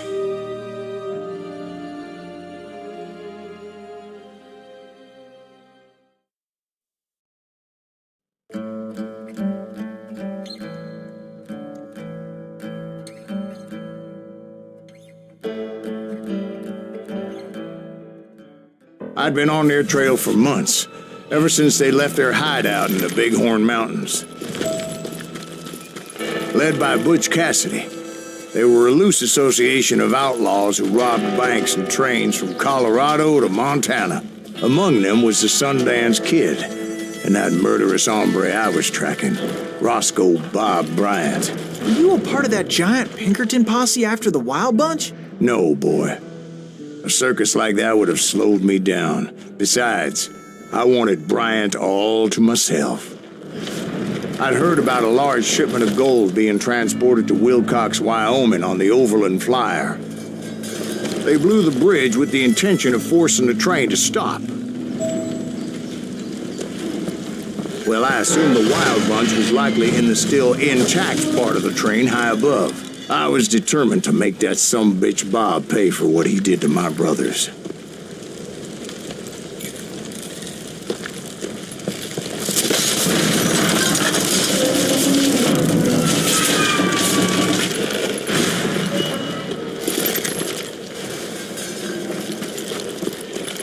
My ears are still ringing from blowing up that bridge.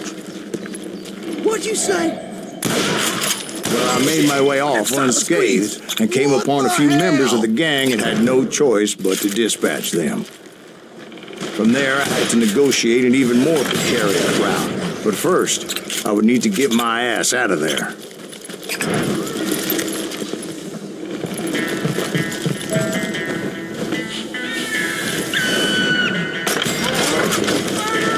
I jumped from the frying pan into the fire as the train was clearly fixing to fall. You hear me? I found the gang, but in order to find old Bob, I needed to fight my way forward past a whole passel of desperados.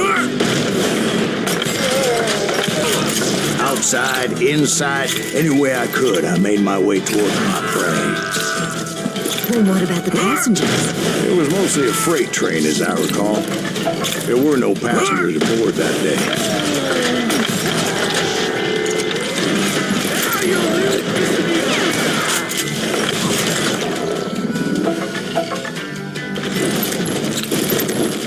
As I mentioned before, I am not fond of heights, but I was too busy dodging bullets to worry about falling to my death.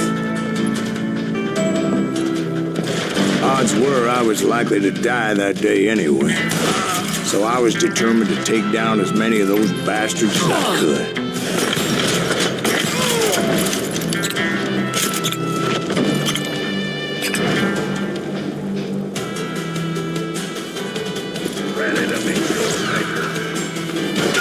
At times, it was like shooting ducks in a shooting gallery.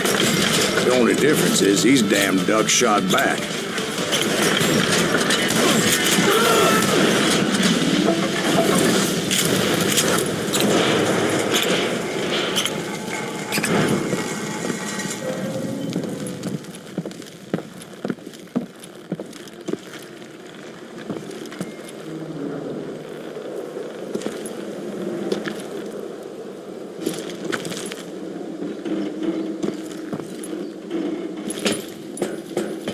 I kept hoping the law would show up and give me a hand. You mean like that giant Pinkerton posse that I read about? Did they come riding in, guns a-blazing to help?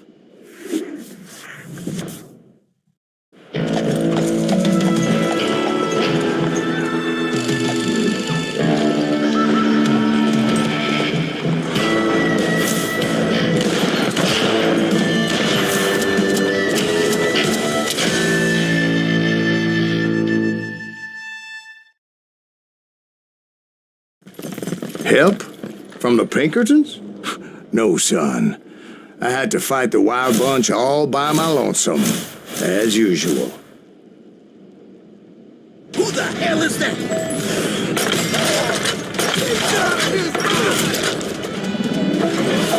Take cover! Retreat! Retreat! He's killing everybody!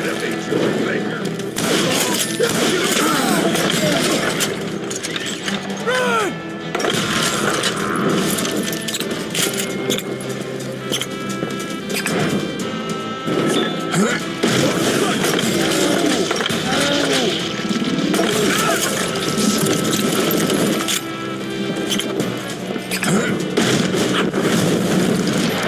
My guess is those dime novels didn't portray this as it happened, did they? Hey, you! Only a few stragglers were left. I had to cut them down pronto if I was going to stay on old Bob's trail.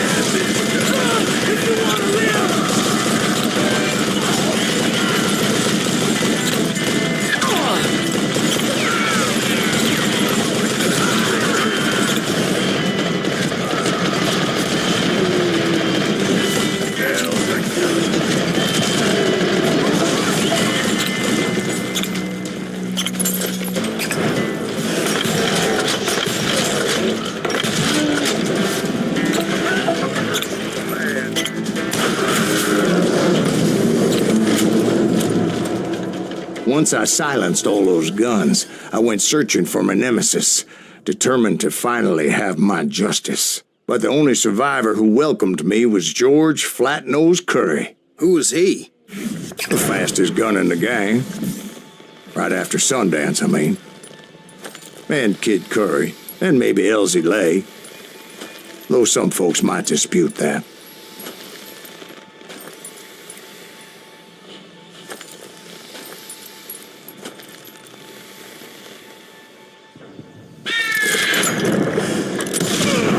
On that very same day, Butch Cassidy and the Sundance Kid decided to leave the Wild Bunch behind and decamped for South America.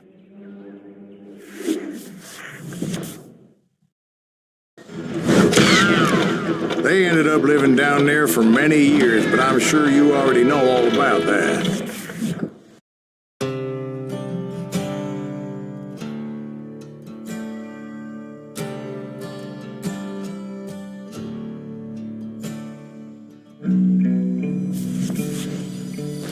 I tried to find Bob Bryant, but it was as if he'd disappeared. Sometime later, I heard the Wild Bunch was back together. Kid Curry escaped from jail, and now he was running the whole shebang.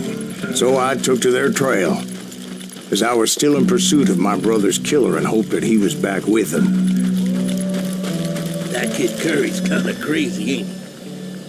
Don't let him hear you saying that. Anyways, I tracked those boys to a camp right outside Parachute, Colorado.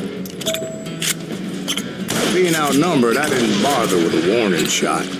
I just started taking those bastards down.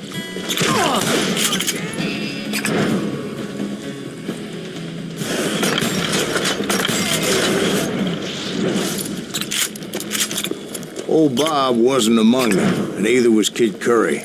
I could sense him close by, however, plotting something nasty. I just needed a clue as to their whereabouts.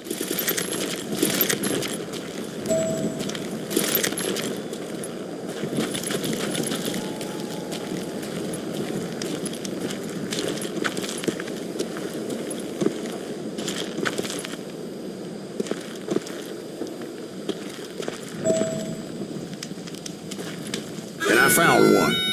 A map with their bold plan clearly marked. This time they were fixing to blow up a train trestle. Property of the Union Pacific.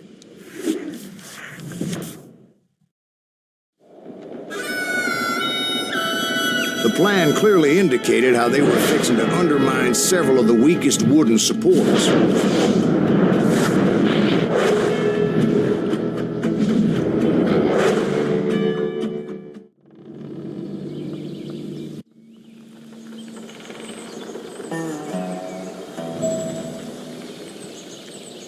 Kid Curry was considered the wildest of the Wild Bunch. It was said that he fathered 85 bastard children, though some say it was only 5.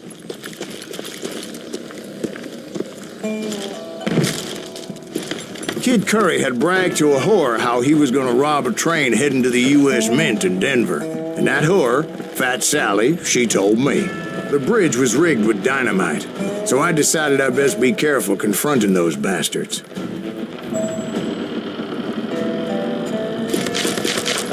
And I made it a point to remove any dynamite that I came across. A moment later, I saw a ladder that somehow had escaped my attention. Don't you blow us up now. Don't worry, I know what I'm doing.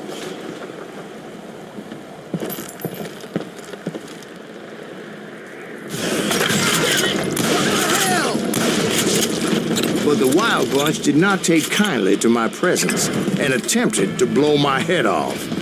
It appeared the kid had found a number of new recruits to bolster their ranks. Yes, there's always desperate men willing to trade their lives for stolen treasure.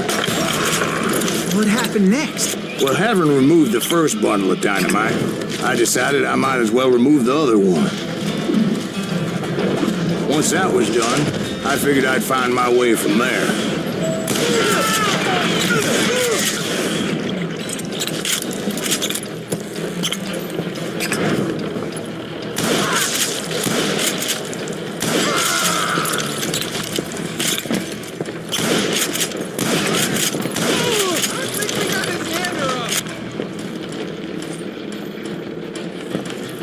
He's crazier than a cat.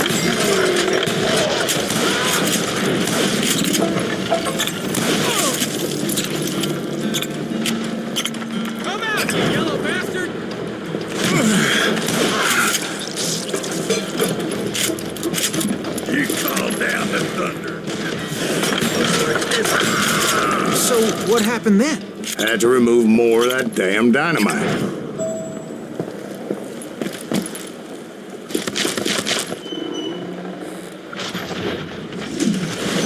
It must have been terrifying trying to make your way across.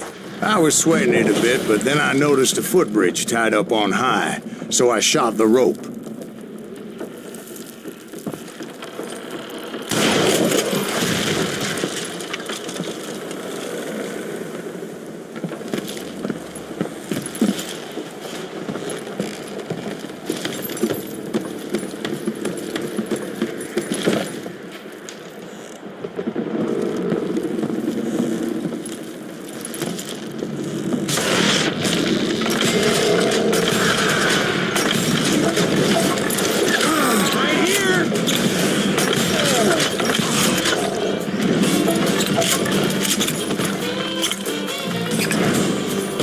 So that was all the dynamite?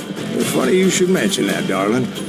As actually, there was a fourth charge impeding my progress. Once I removed it, my path was pretty clear.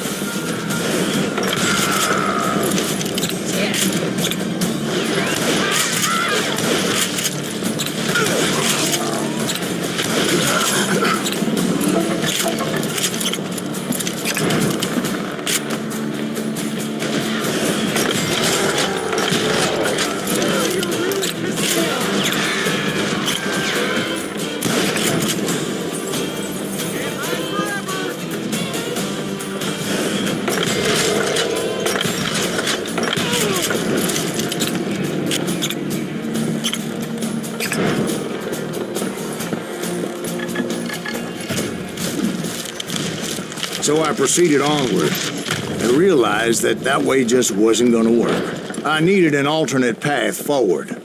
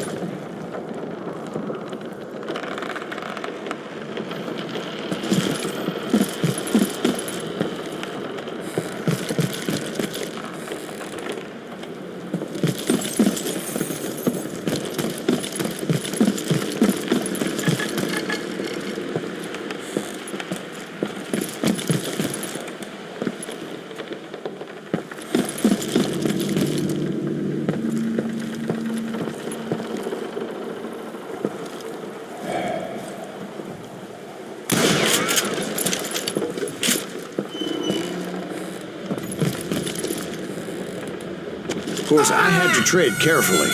Otherwise, I could, well, die.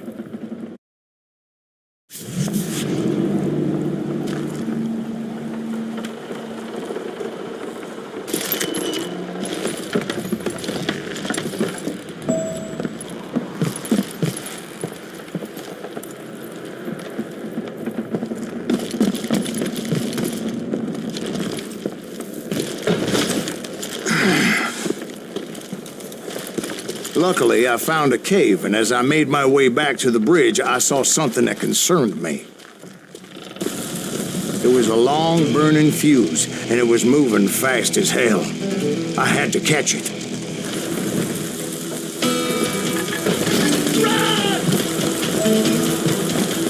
The burning fuse was so damn quick, I had to run like the wind. I almost had it, but no. Thought I was gonna have a coronary when I lost sight of those sparks. My heart was pounding like a sledgehammer. I knew that failure meant boom. Then, finally, at the last moment,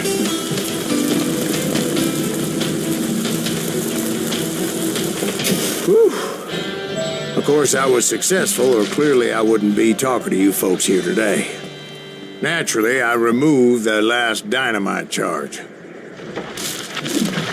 Well, it was a touching reunion. But by this time, I was thoroughly exhausted and dragging my ass as I was not a young man anymore.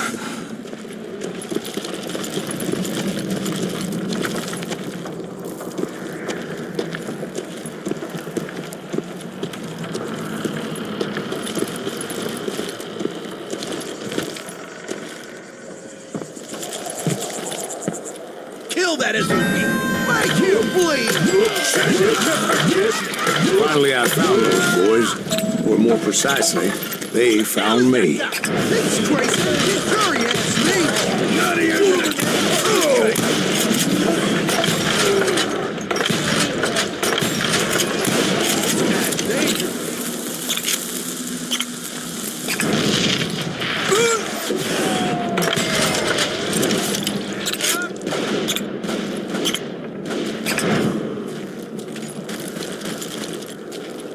Just when I thought things couldn't get worse, Kid Curry opened up on me with a goddamn Gatling gun. It was hidden in this tunnel and pretty well shielded.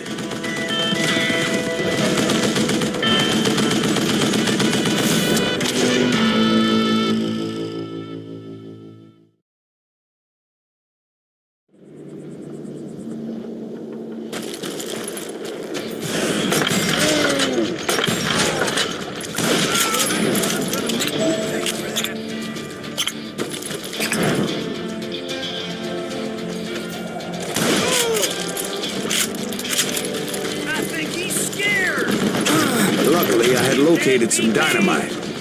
I still, however, had my work cut out for me. Come on!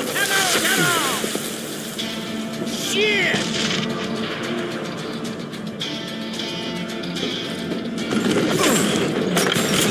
You know what I am? Show yourself, you coward! That smells like a dead.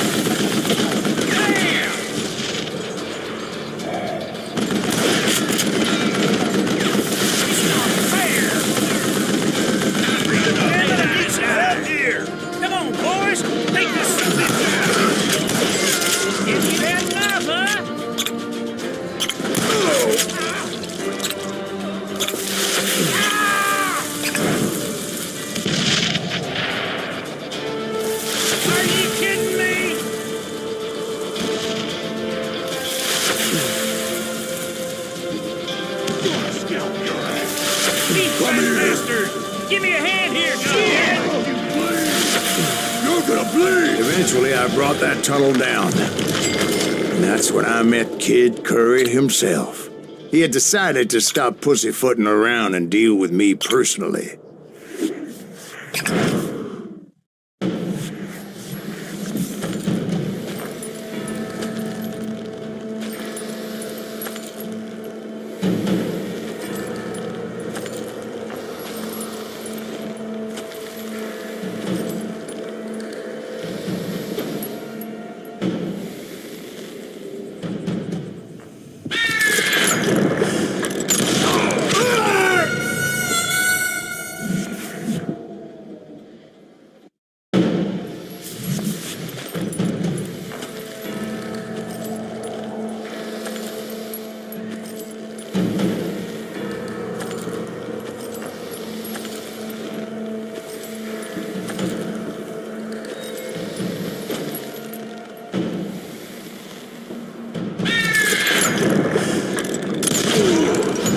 Fast as he was, I was just a bit faster.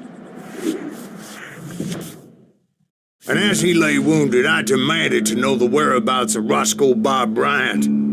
He shouted at me. Is that what this is about?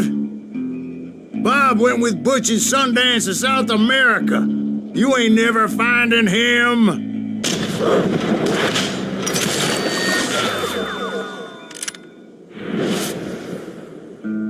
Those were his last words.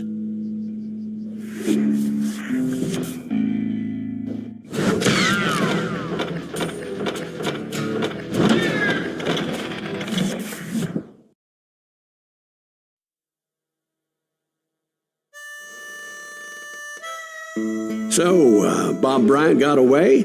I knew I'd never find him in South America. What about the other killer? Yeah, you kind of glossed over that one. Well, I found Jim not long after my showdown with Ringo. At the time, he was riding with the James Younger gang. Did I neglect to mention that?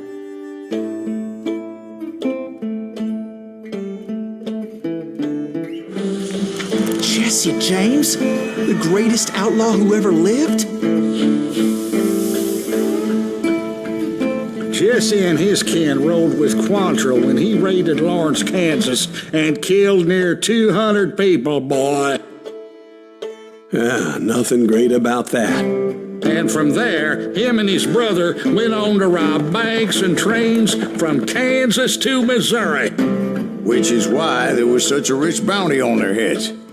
40 grand for both of them, dead or alive. That's one hell of a payday.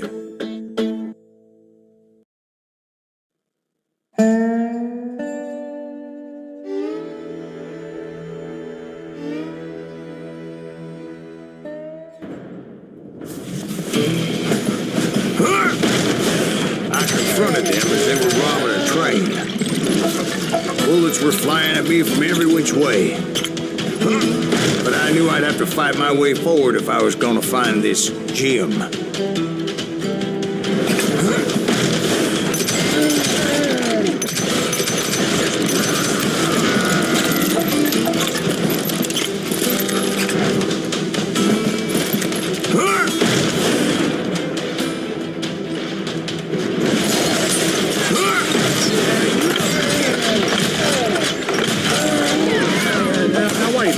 Now, how'd they stop this train in the first place? Well, the James boys were experts at this.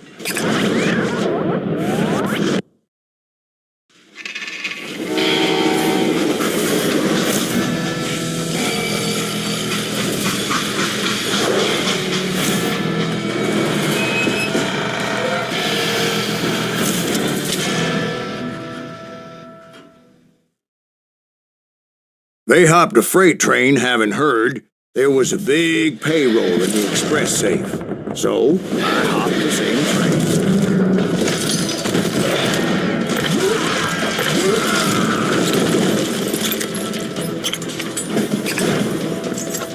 The James Younger gang was decimated after that little fiasco they had in Northfield, Minnesota.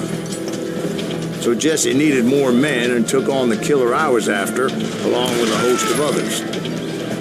I was hoping to find my man and put a bullet in his head. Climbing around that train, I must have swallowed 100 damn bugs before I reached James that... Younger gang pulled the first train robbery west of the Mississippi. Sounds like you hold them in high regard.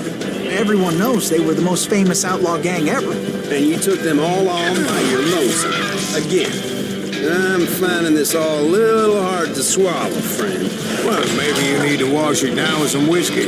By the way, did I mention that train was flying down those tracks like a bat out of hell?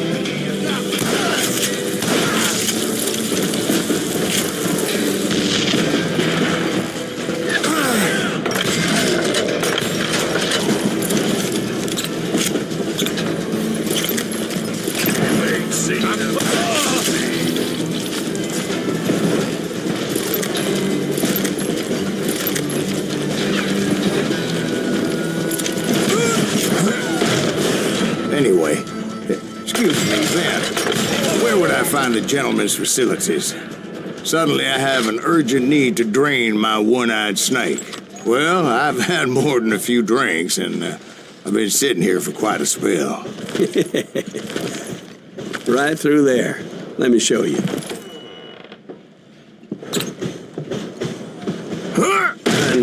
so much malarkey in my life. You think he's bullshitting us? You don't think he's Silas Greaves? I think he's just some old drunk looking for some free liquor.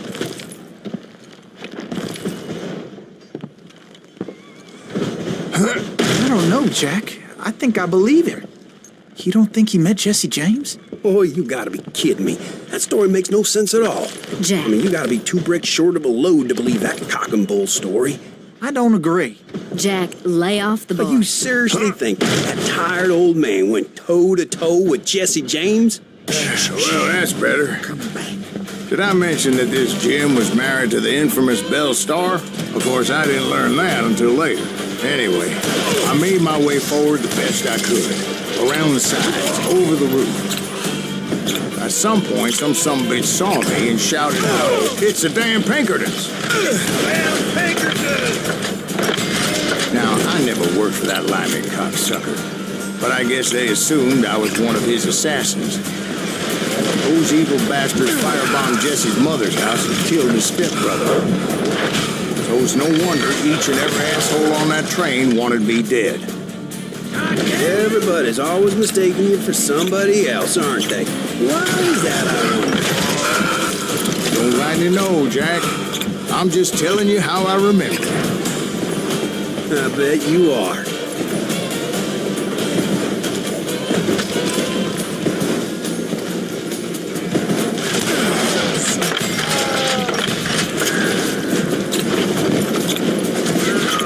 You can't fight James, gang!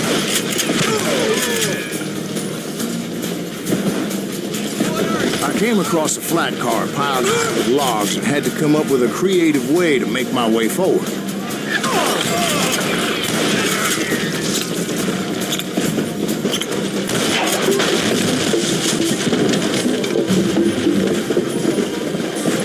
I wondered if I was ever going to find the front of that train, or the bastard I was after. Right about then, I was attacked by some asshole on a Gatling gun. Yeah, seems like you run into a lot of them. Asshole? Gatling guns. Yes, I did. Now, I don't remember how I took it out. It was either a bullet or dynamite. Where would you find dynamite? Does it really matter, Jack? You're messing with the flow of the story here. You're done.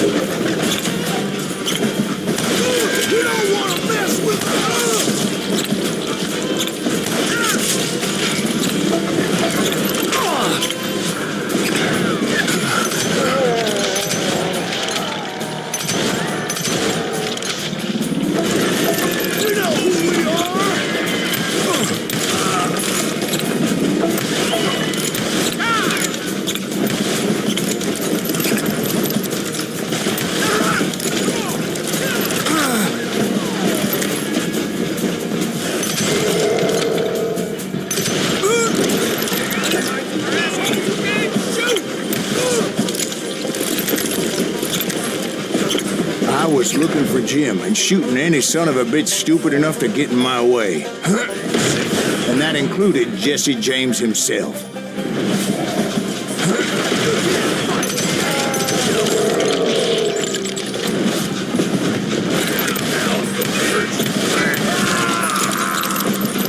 There sure were a lot of men determined to die that day.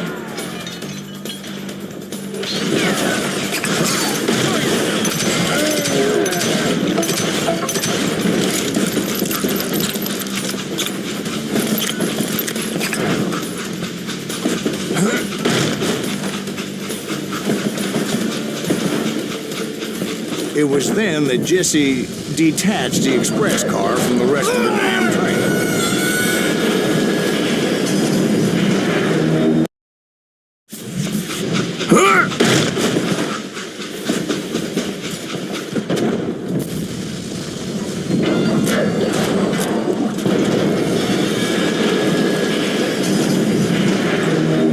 I could see Jesse waiting for me, fixing to kill me so he could get away with all that money.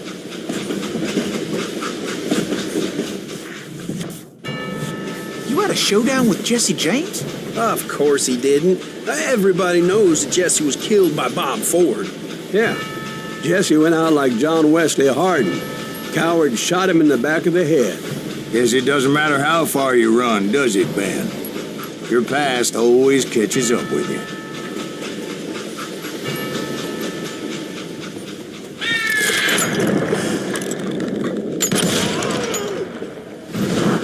Yeah, I didn't kill Jesse James. Just wounded him bad enough to convince him to hang up his guns. What about that Jim fella? What happened to him? I figure he was up front with a gun to the engineer's head. That bastard slipped away again. I'll tell you how I got him. But first I need to wet my whistle.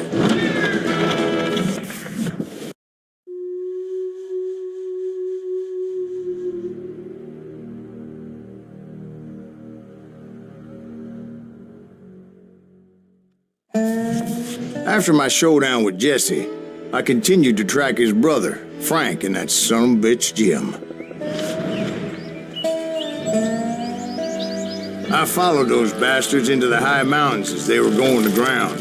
What mountains would that be? Somewhere in the Ozarks, I believe. The perfect place to hide out from the authorities. In fact, before I could find them, some Indians who fled the Reds and were hiding out from the military found me first. They probably thought I was a cavalry scout and didn't want me telling the military where they were. Indians? Yeah, they could have been Cheyenne, but there was all sorts of renegades roaming the landscape back then.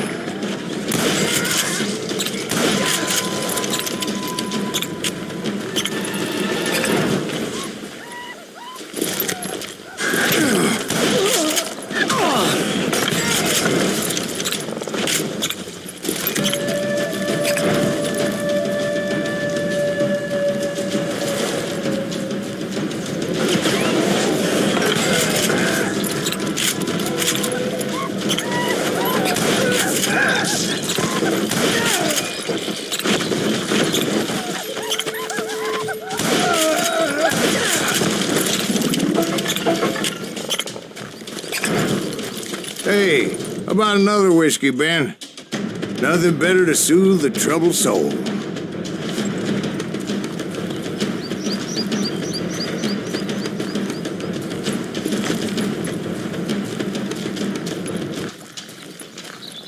Now, where was I? Indians, right. I had more than my share of run-ins with the Red Man. Like that time, did I tell you about Grey Wolf? Yes, sir. You did. Ah, of course I did. In fact, I can still remember that old medicine man's words to me.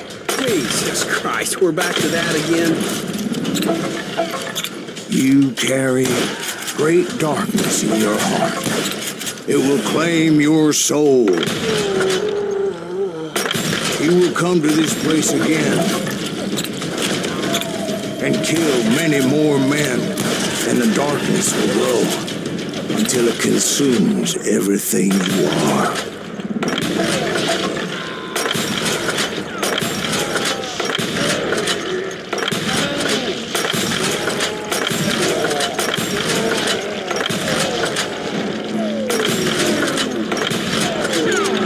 So, did you ever find him? The man you are after? Let me ask you something, Ben. You ever think about death? Mr. Greaves, are you all right? Oh, death. Oh,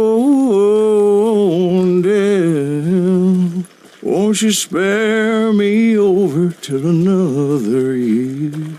What is this that I can't see with ice cold hands taking hold of me? Well, I am death, none can excel. I'll open the door to heaven or hell. Oh, death, won't you spare me over till another year? So, are you going to answer the question? What question is that? Jim Reed. Did you ever find him? Reed was indeed that son-bitch's surname. That's right, Ben. A despicable character. I remember him laughing like a hyena that cold morning they lynched me and my brothers. He was intent on avoiding my vengeance, but nothing was gonna stop me. Nothing.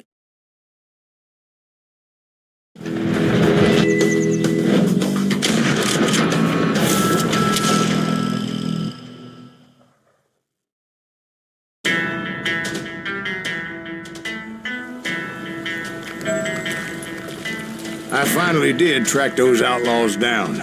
They had long rifles with scopes and were well positioned to pick off any poor soul who came anywhere close.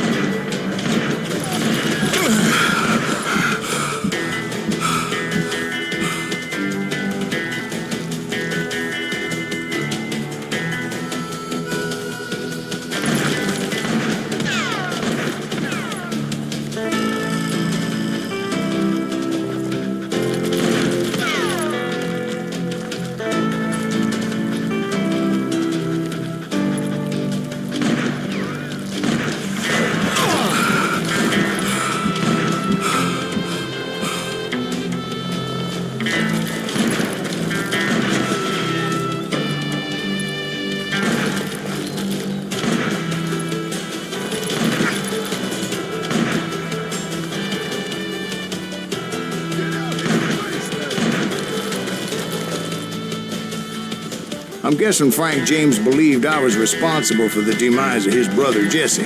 I couldn't really disagree with the man, as I thought Jesse was dead then as well.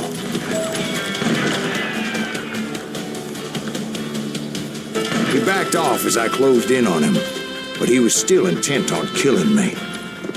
And when I closed in on him again, he backed off again, looking for a better angle on me.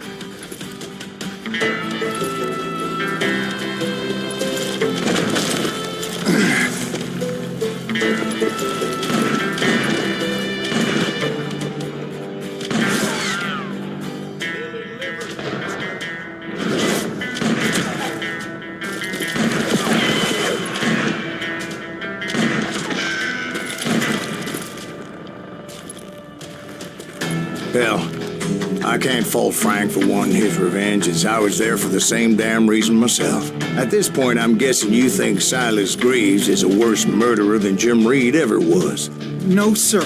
A man who spent half his life killing somebody's brothers, fathers, sons. I think you were just looking for justice, sir. Is that what I was looking for, Dwight? Is that what it was? Justice?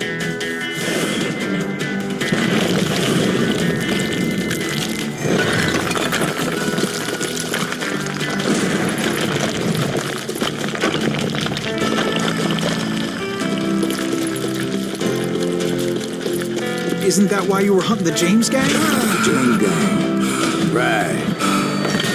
I finally found Frank holed up in his mountain cabin, and he was determined to have me dead. It was a pitched battle that could have gone either way. Luckily, I had some dynamite in my possession. Dynamite. On your person. A few sticks, just in case.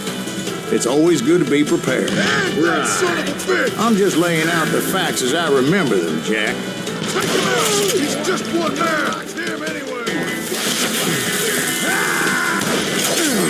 Put him down! I want that bastard dead!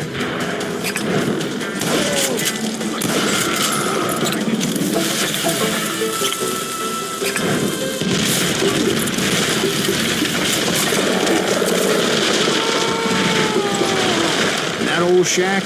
Well, it went tumbling right off that cliff. With Frank James still in it? Yes, sir. But Frank James is still alive, living in Missouri, showing folks around the family farm for 25 cents a tour.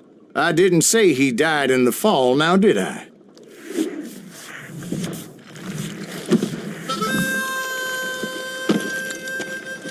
I'm done with this damnable outlaw life! Kill me, don't kill me, do what you will! At this point, I just don't give a shit! I explained to Frank that I had nothing against him personally and that I was looking for someone else. You want Reed? Have at him! I never did like that bastard! I am done here! We parted in peace as Frank pointed out the path to my prey before making his way back down the hill.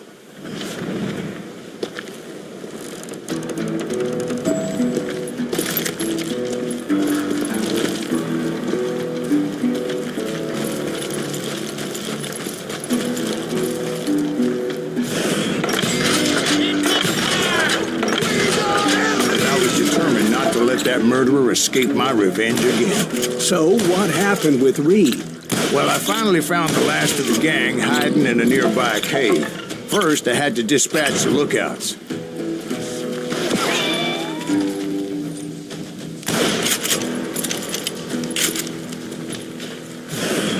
But rather than wander in willy-nilly, I decided it would be better to smoke that sumbitch out.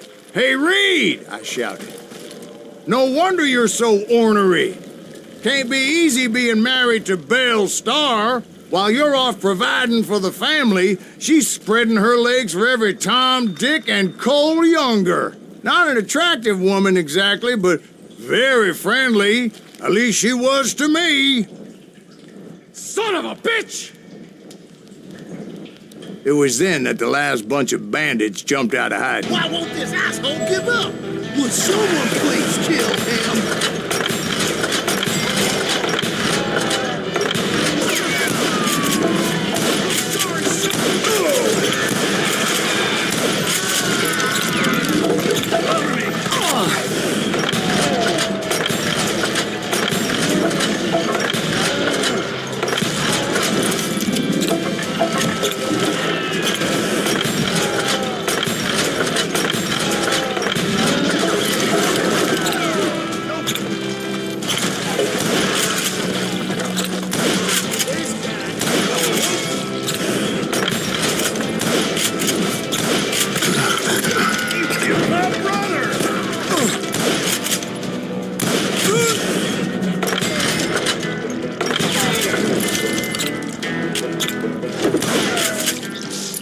Eventually, it was just me and Reed. I had waited a long time to face him down, so I could repay him for what he did to my brothers.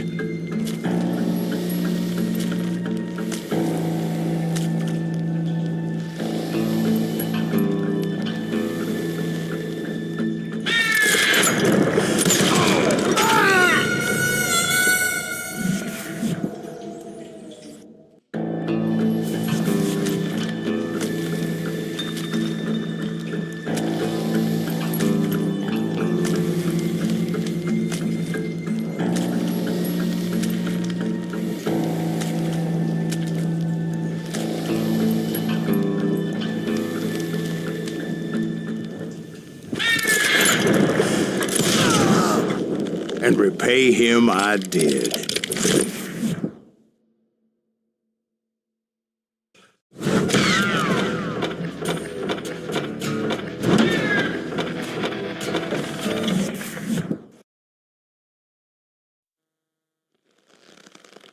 Well, I don't know about you boys, but I'm pretty beat. Well, it's too damn bad you never found that Bob character. Seems a shame you never had to pay. Well, funny thing about that, I did have one more chance at him.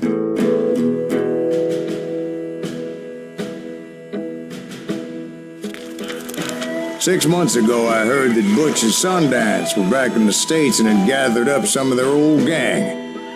I tracked them down, hoping that Roscoe Bob Bryant had returned with them. So you're saying they didn't die down in Bolivia? That's what I'm saying.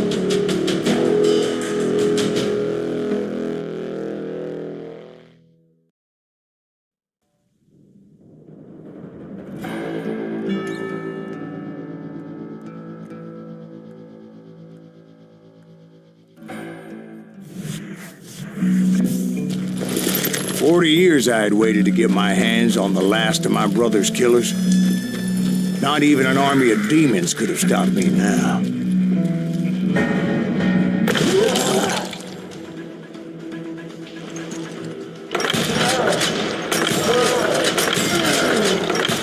Both Johnny Ringo and Jim Reed fell fairly quickly. But the last one, Roscoe Bob Bryant, that son of a bitch had managed to escape my vengeance time and time again. I couldn't even be certain I'd recognize him after all those years.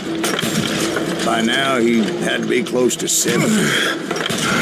For all you know, he could have been dead.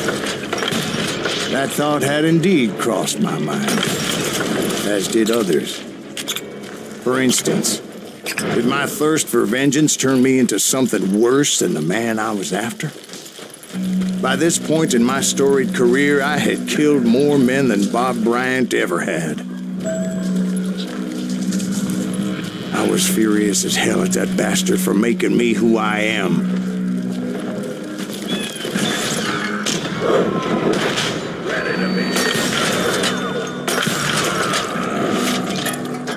Nothing could stop me from taking his life. I'd been after that killer forever, from the time I rode with Billy the Kid. But that chapter of my story you already know. Chapter of that fairy tale, you mean? Suddenly, it was 1910. There I was, an old man roaming a ghost town dead almost 2 decades.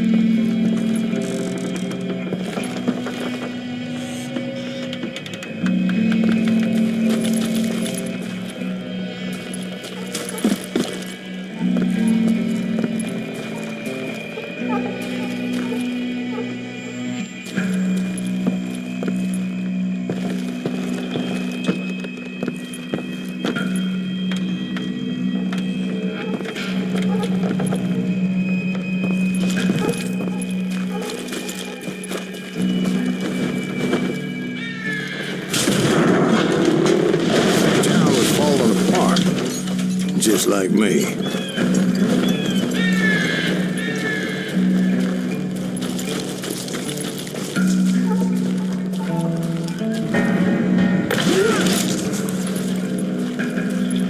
But I wasn't about to call it quits.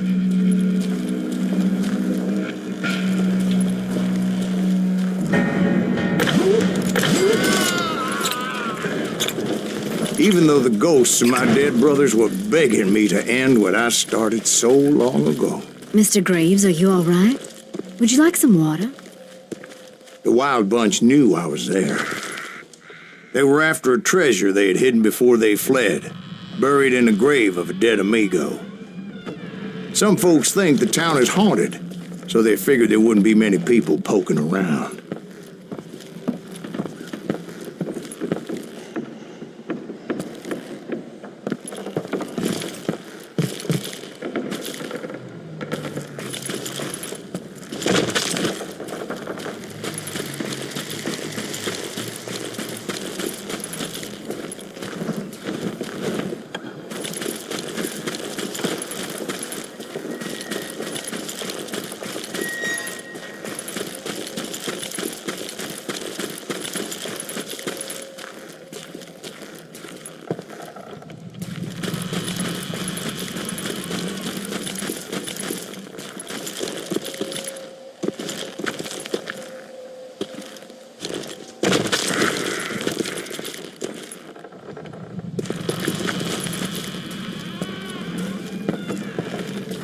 I intended to fill that grave with Bob Bryant's corpse. But like I said, the bandits knew I was on to them. They lured me in and hit me with everything they had.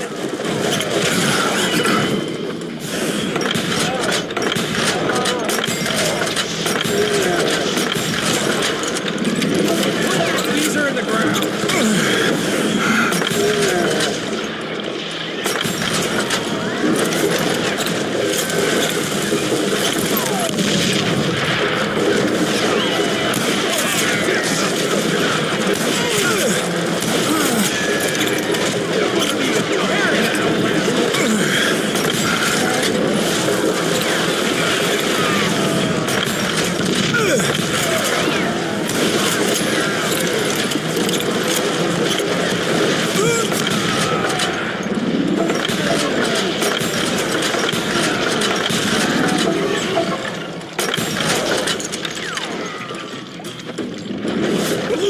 But you obviously prevailed since you're sitting there. Actually, in that moment, I did not prevail. So I suppose we're talking to a ghost. Funny you should put it like that, Jack.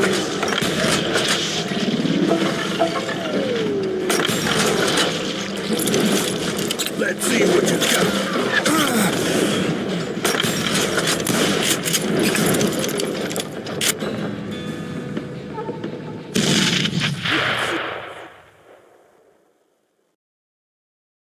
Because when I woke up,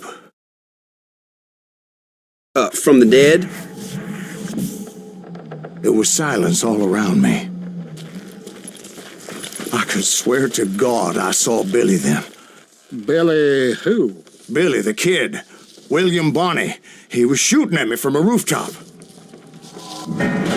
Here, and there, even over there. So I am right. You are touched in the head. Mr. Greaves, perhaps we should switch you to coffee? You see that old Indian again, too? No, but I did see Billy's killer, Patrick Boyd Garrett. He came at me guns a-blazing.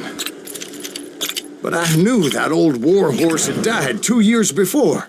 I wondered if maybe I was dead too and confronting the ghosts of my past. Perhaps all my sins were coming back to haunt me and drag me down to perdition.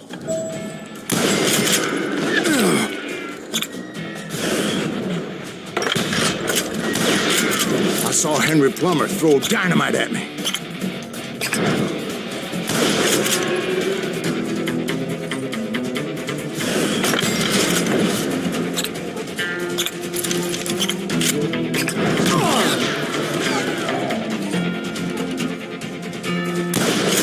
And in the gates of the cemetery, I saw John Wesley Hardin, just like I remembered him.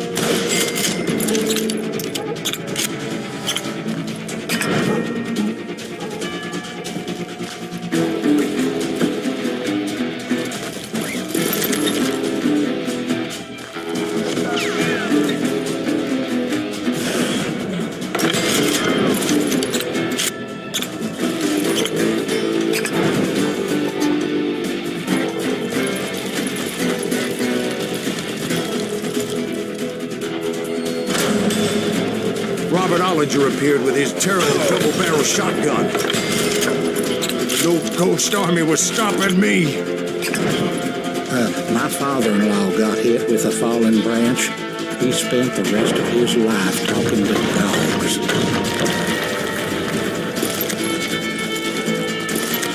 Newman Hayes Clanton, William Brocious, John Peters Ringo, they all wanted me dead.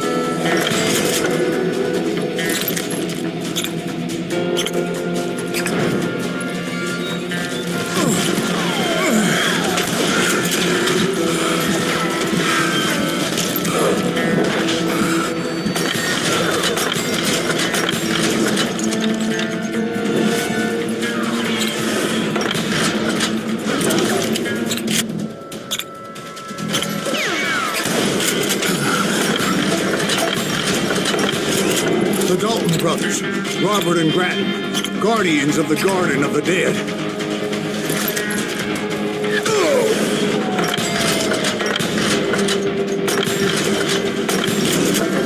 Curry and Harvey Logan, alias Kid Curry, both thirsty for vengeance from the great beyond.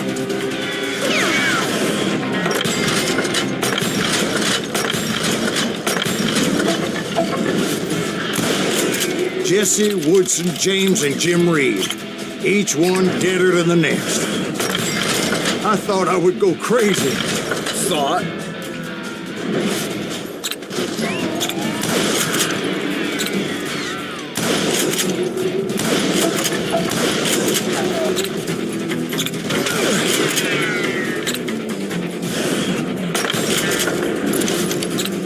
Finally, I saw Harry Alonzo Longabaugh. The Sundance Kid? Like a general leading his legion of the dead. You told us before that you'd seen him alive. He was alive.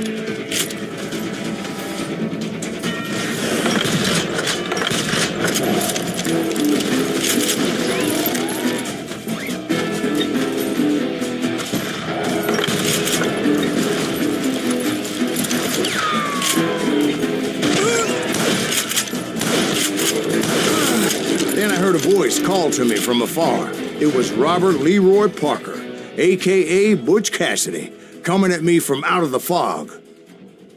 Thanks for taking care of that bastard.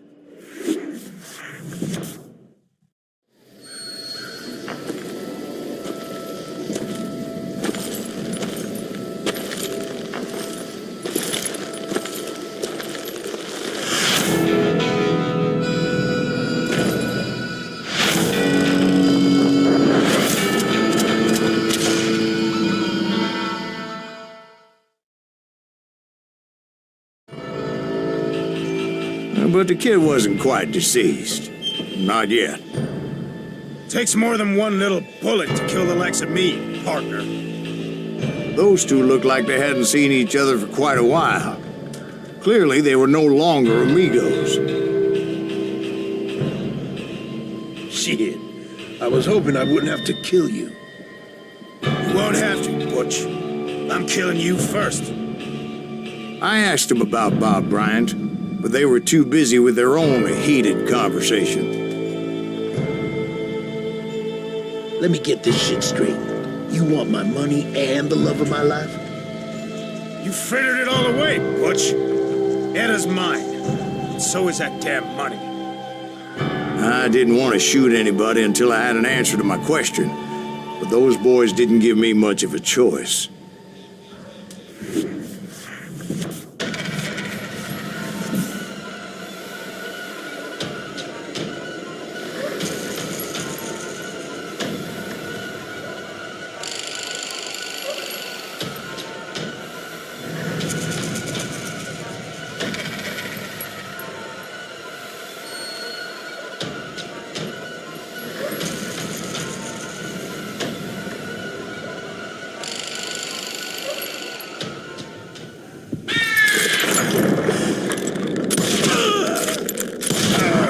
Butch Cassidy and the Sundance Kid died there in that cemetery not 6 months ago.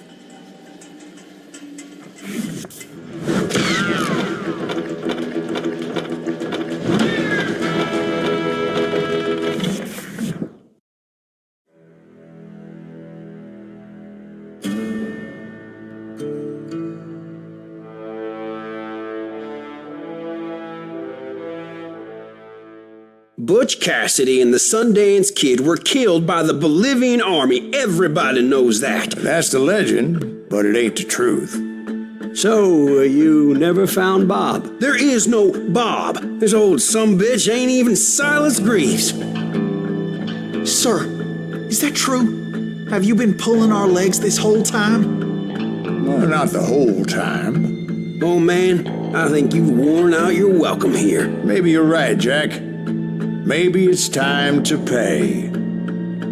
You see, Ben, or should I say Bob, your past always catches up with you. I was a different man back then, crazy. Drinking, I've changed my ways, I swear to you. If I could turn back the clock, But you can't, Bob.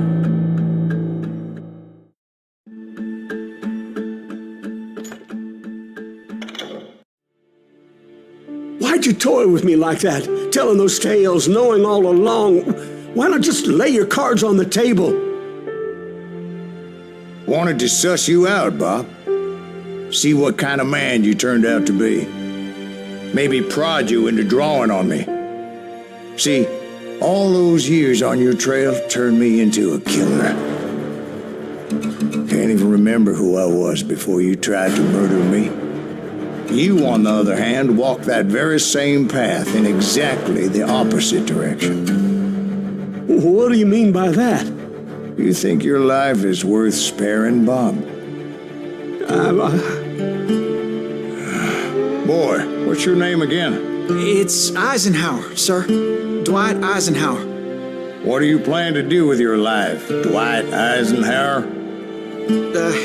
Tomorrow I'll be leaving for West Point, sir. So, you want to be a soldier? Well, then do it right, son. Don't tear down the world out of anger and spite like I did. You build it up. You do something decent with your life, you hear me? Sir? Yes, sir.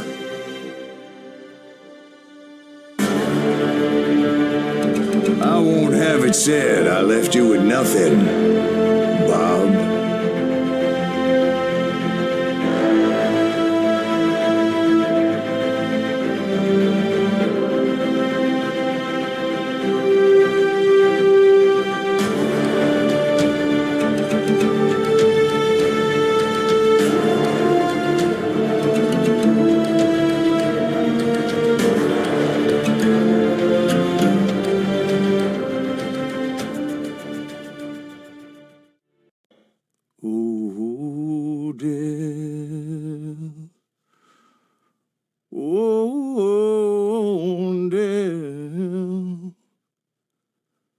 Won't you spare me over till another year?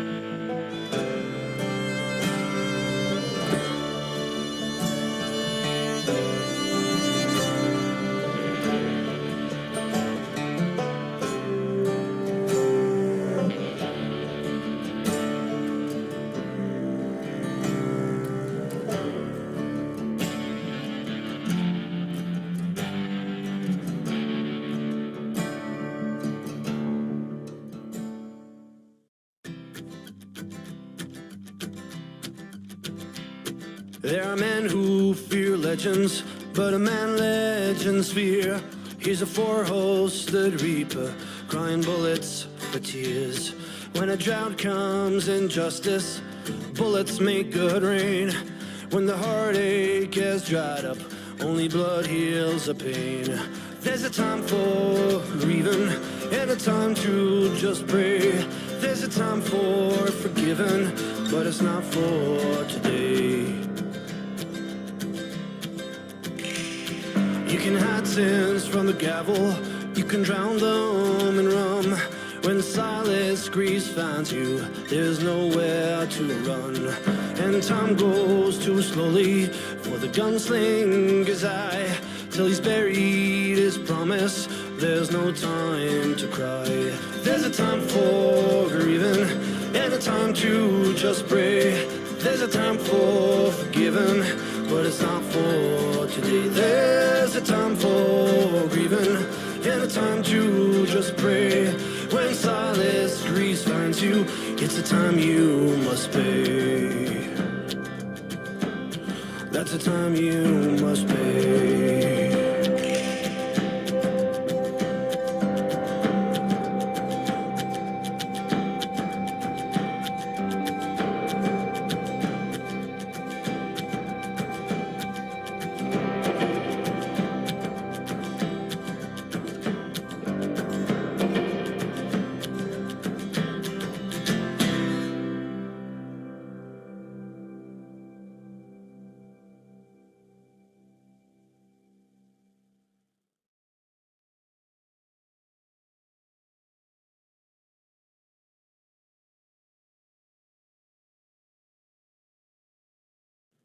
Oh, death.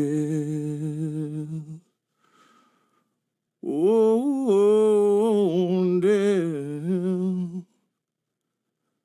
Won't you spare me over till another year?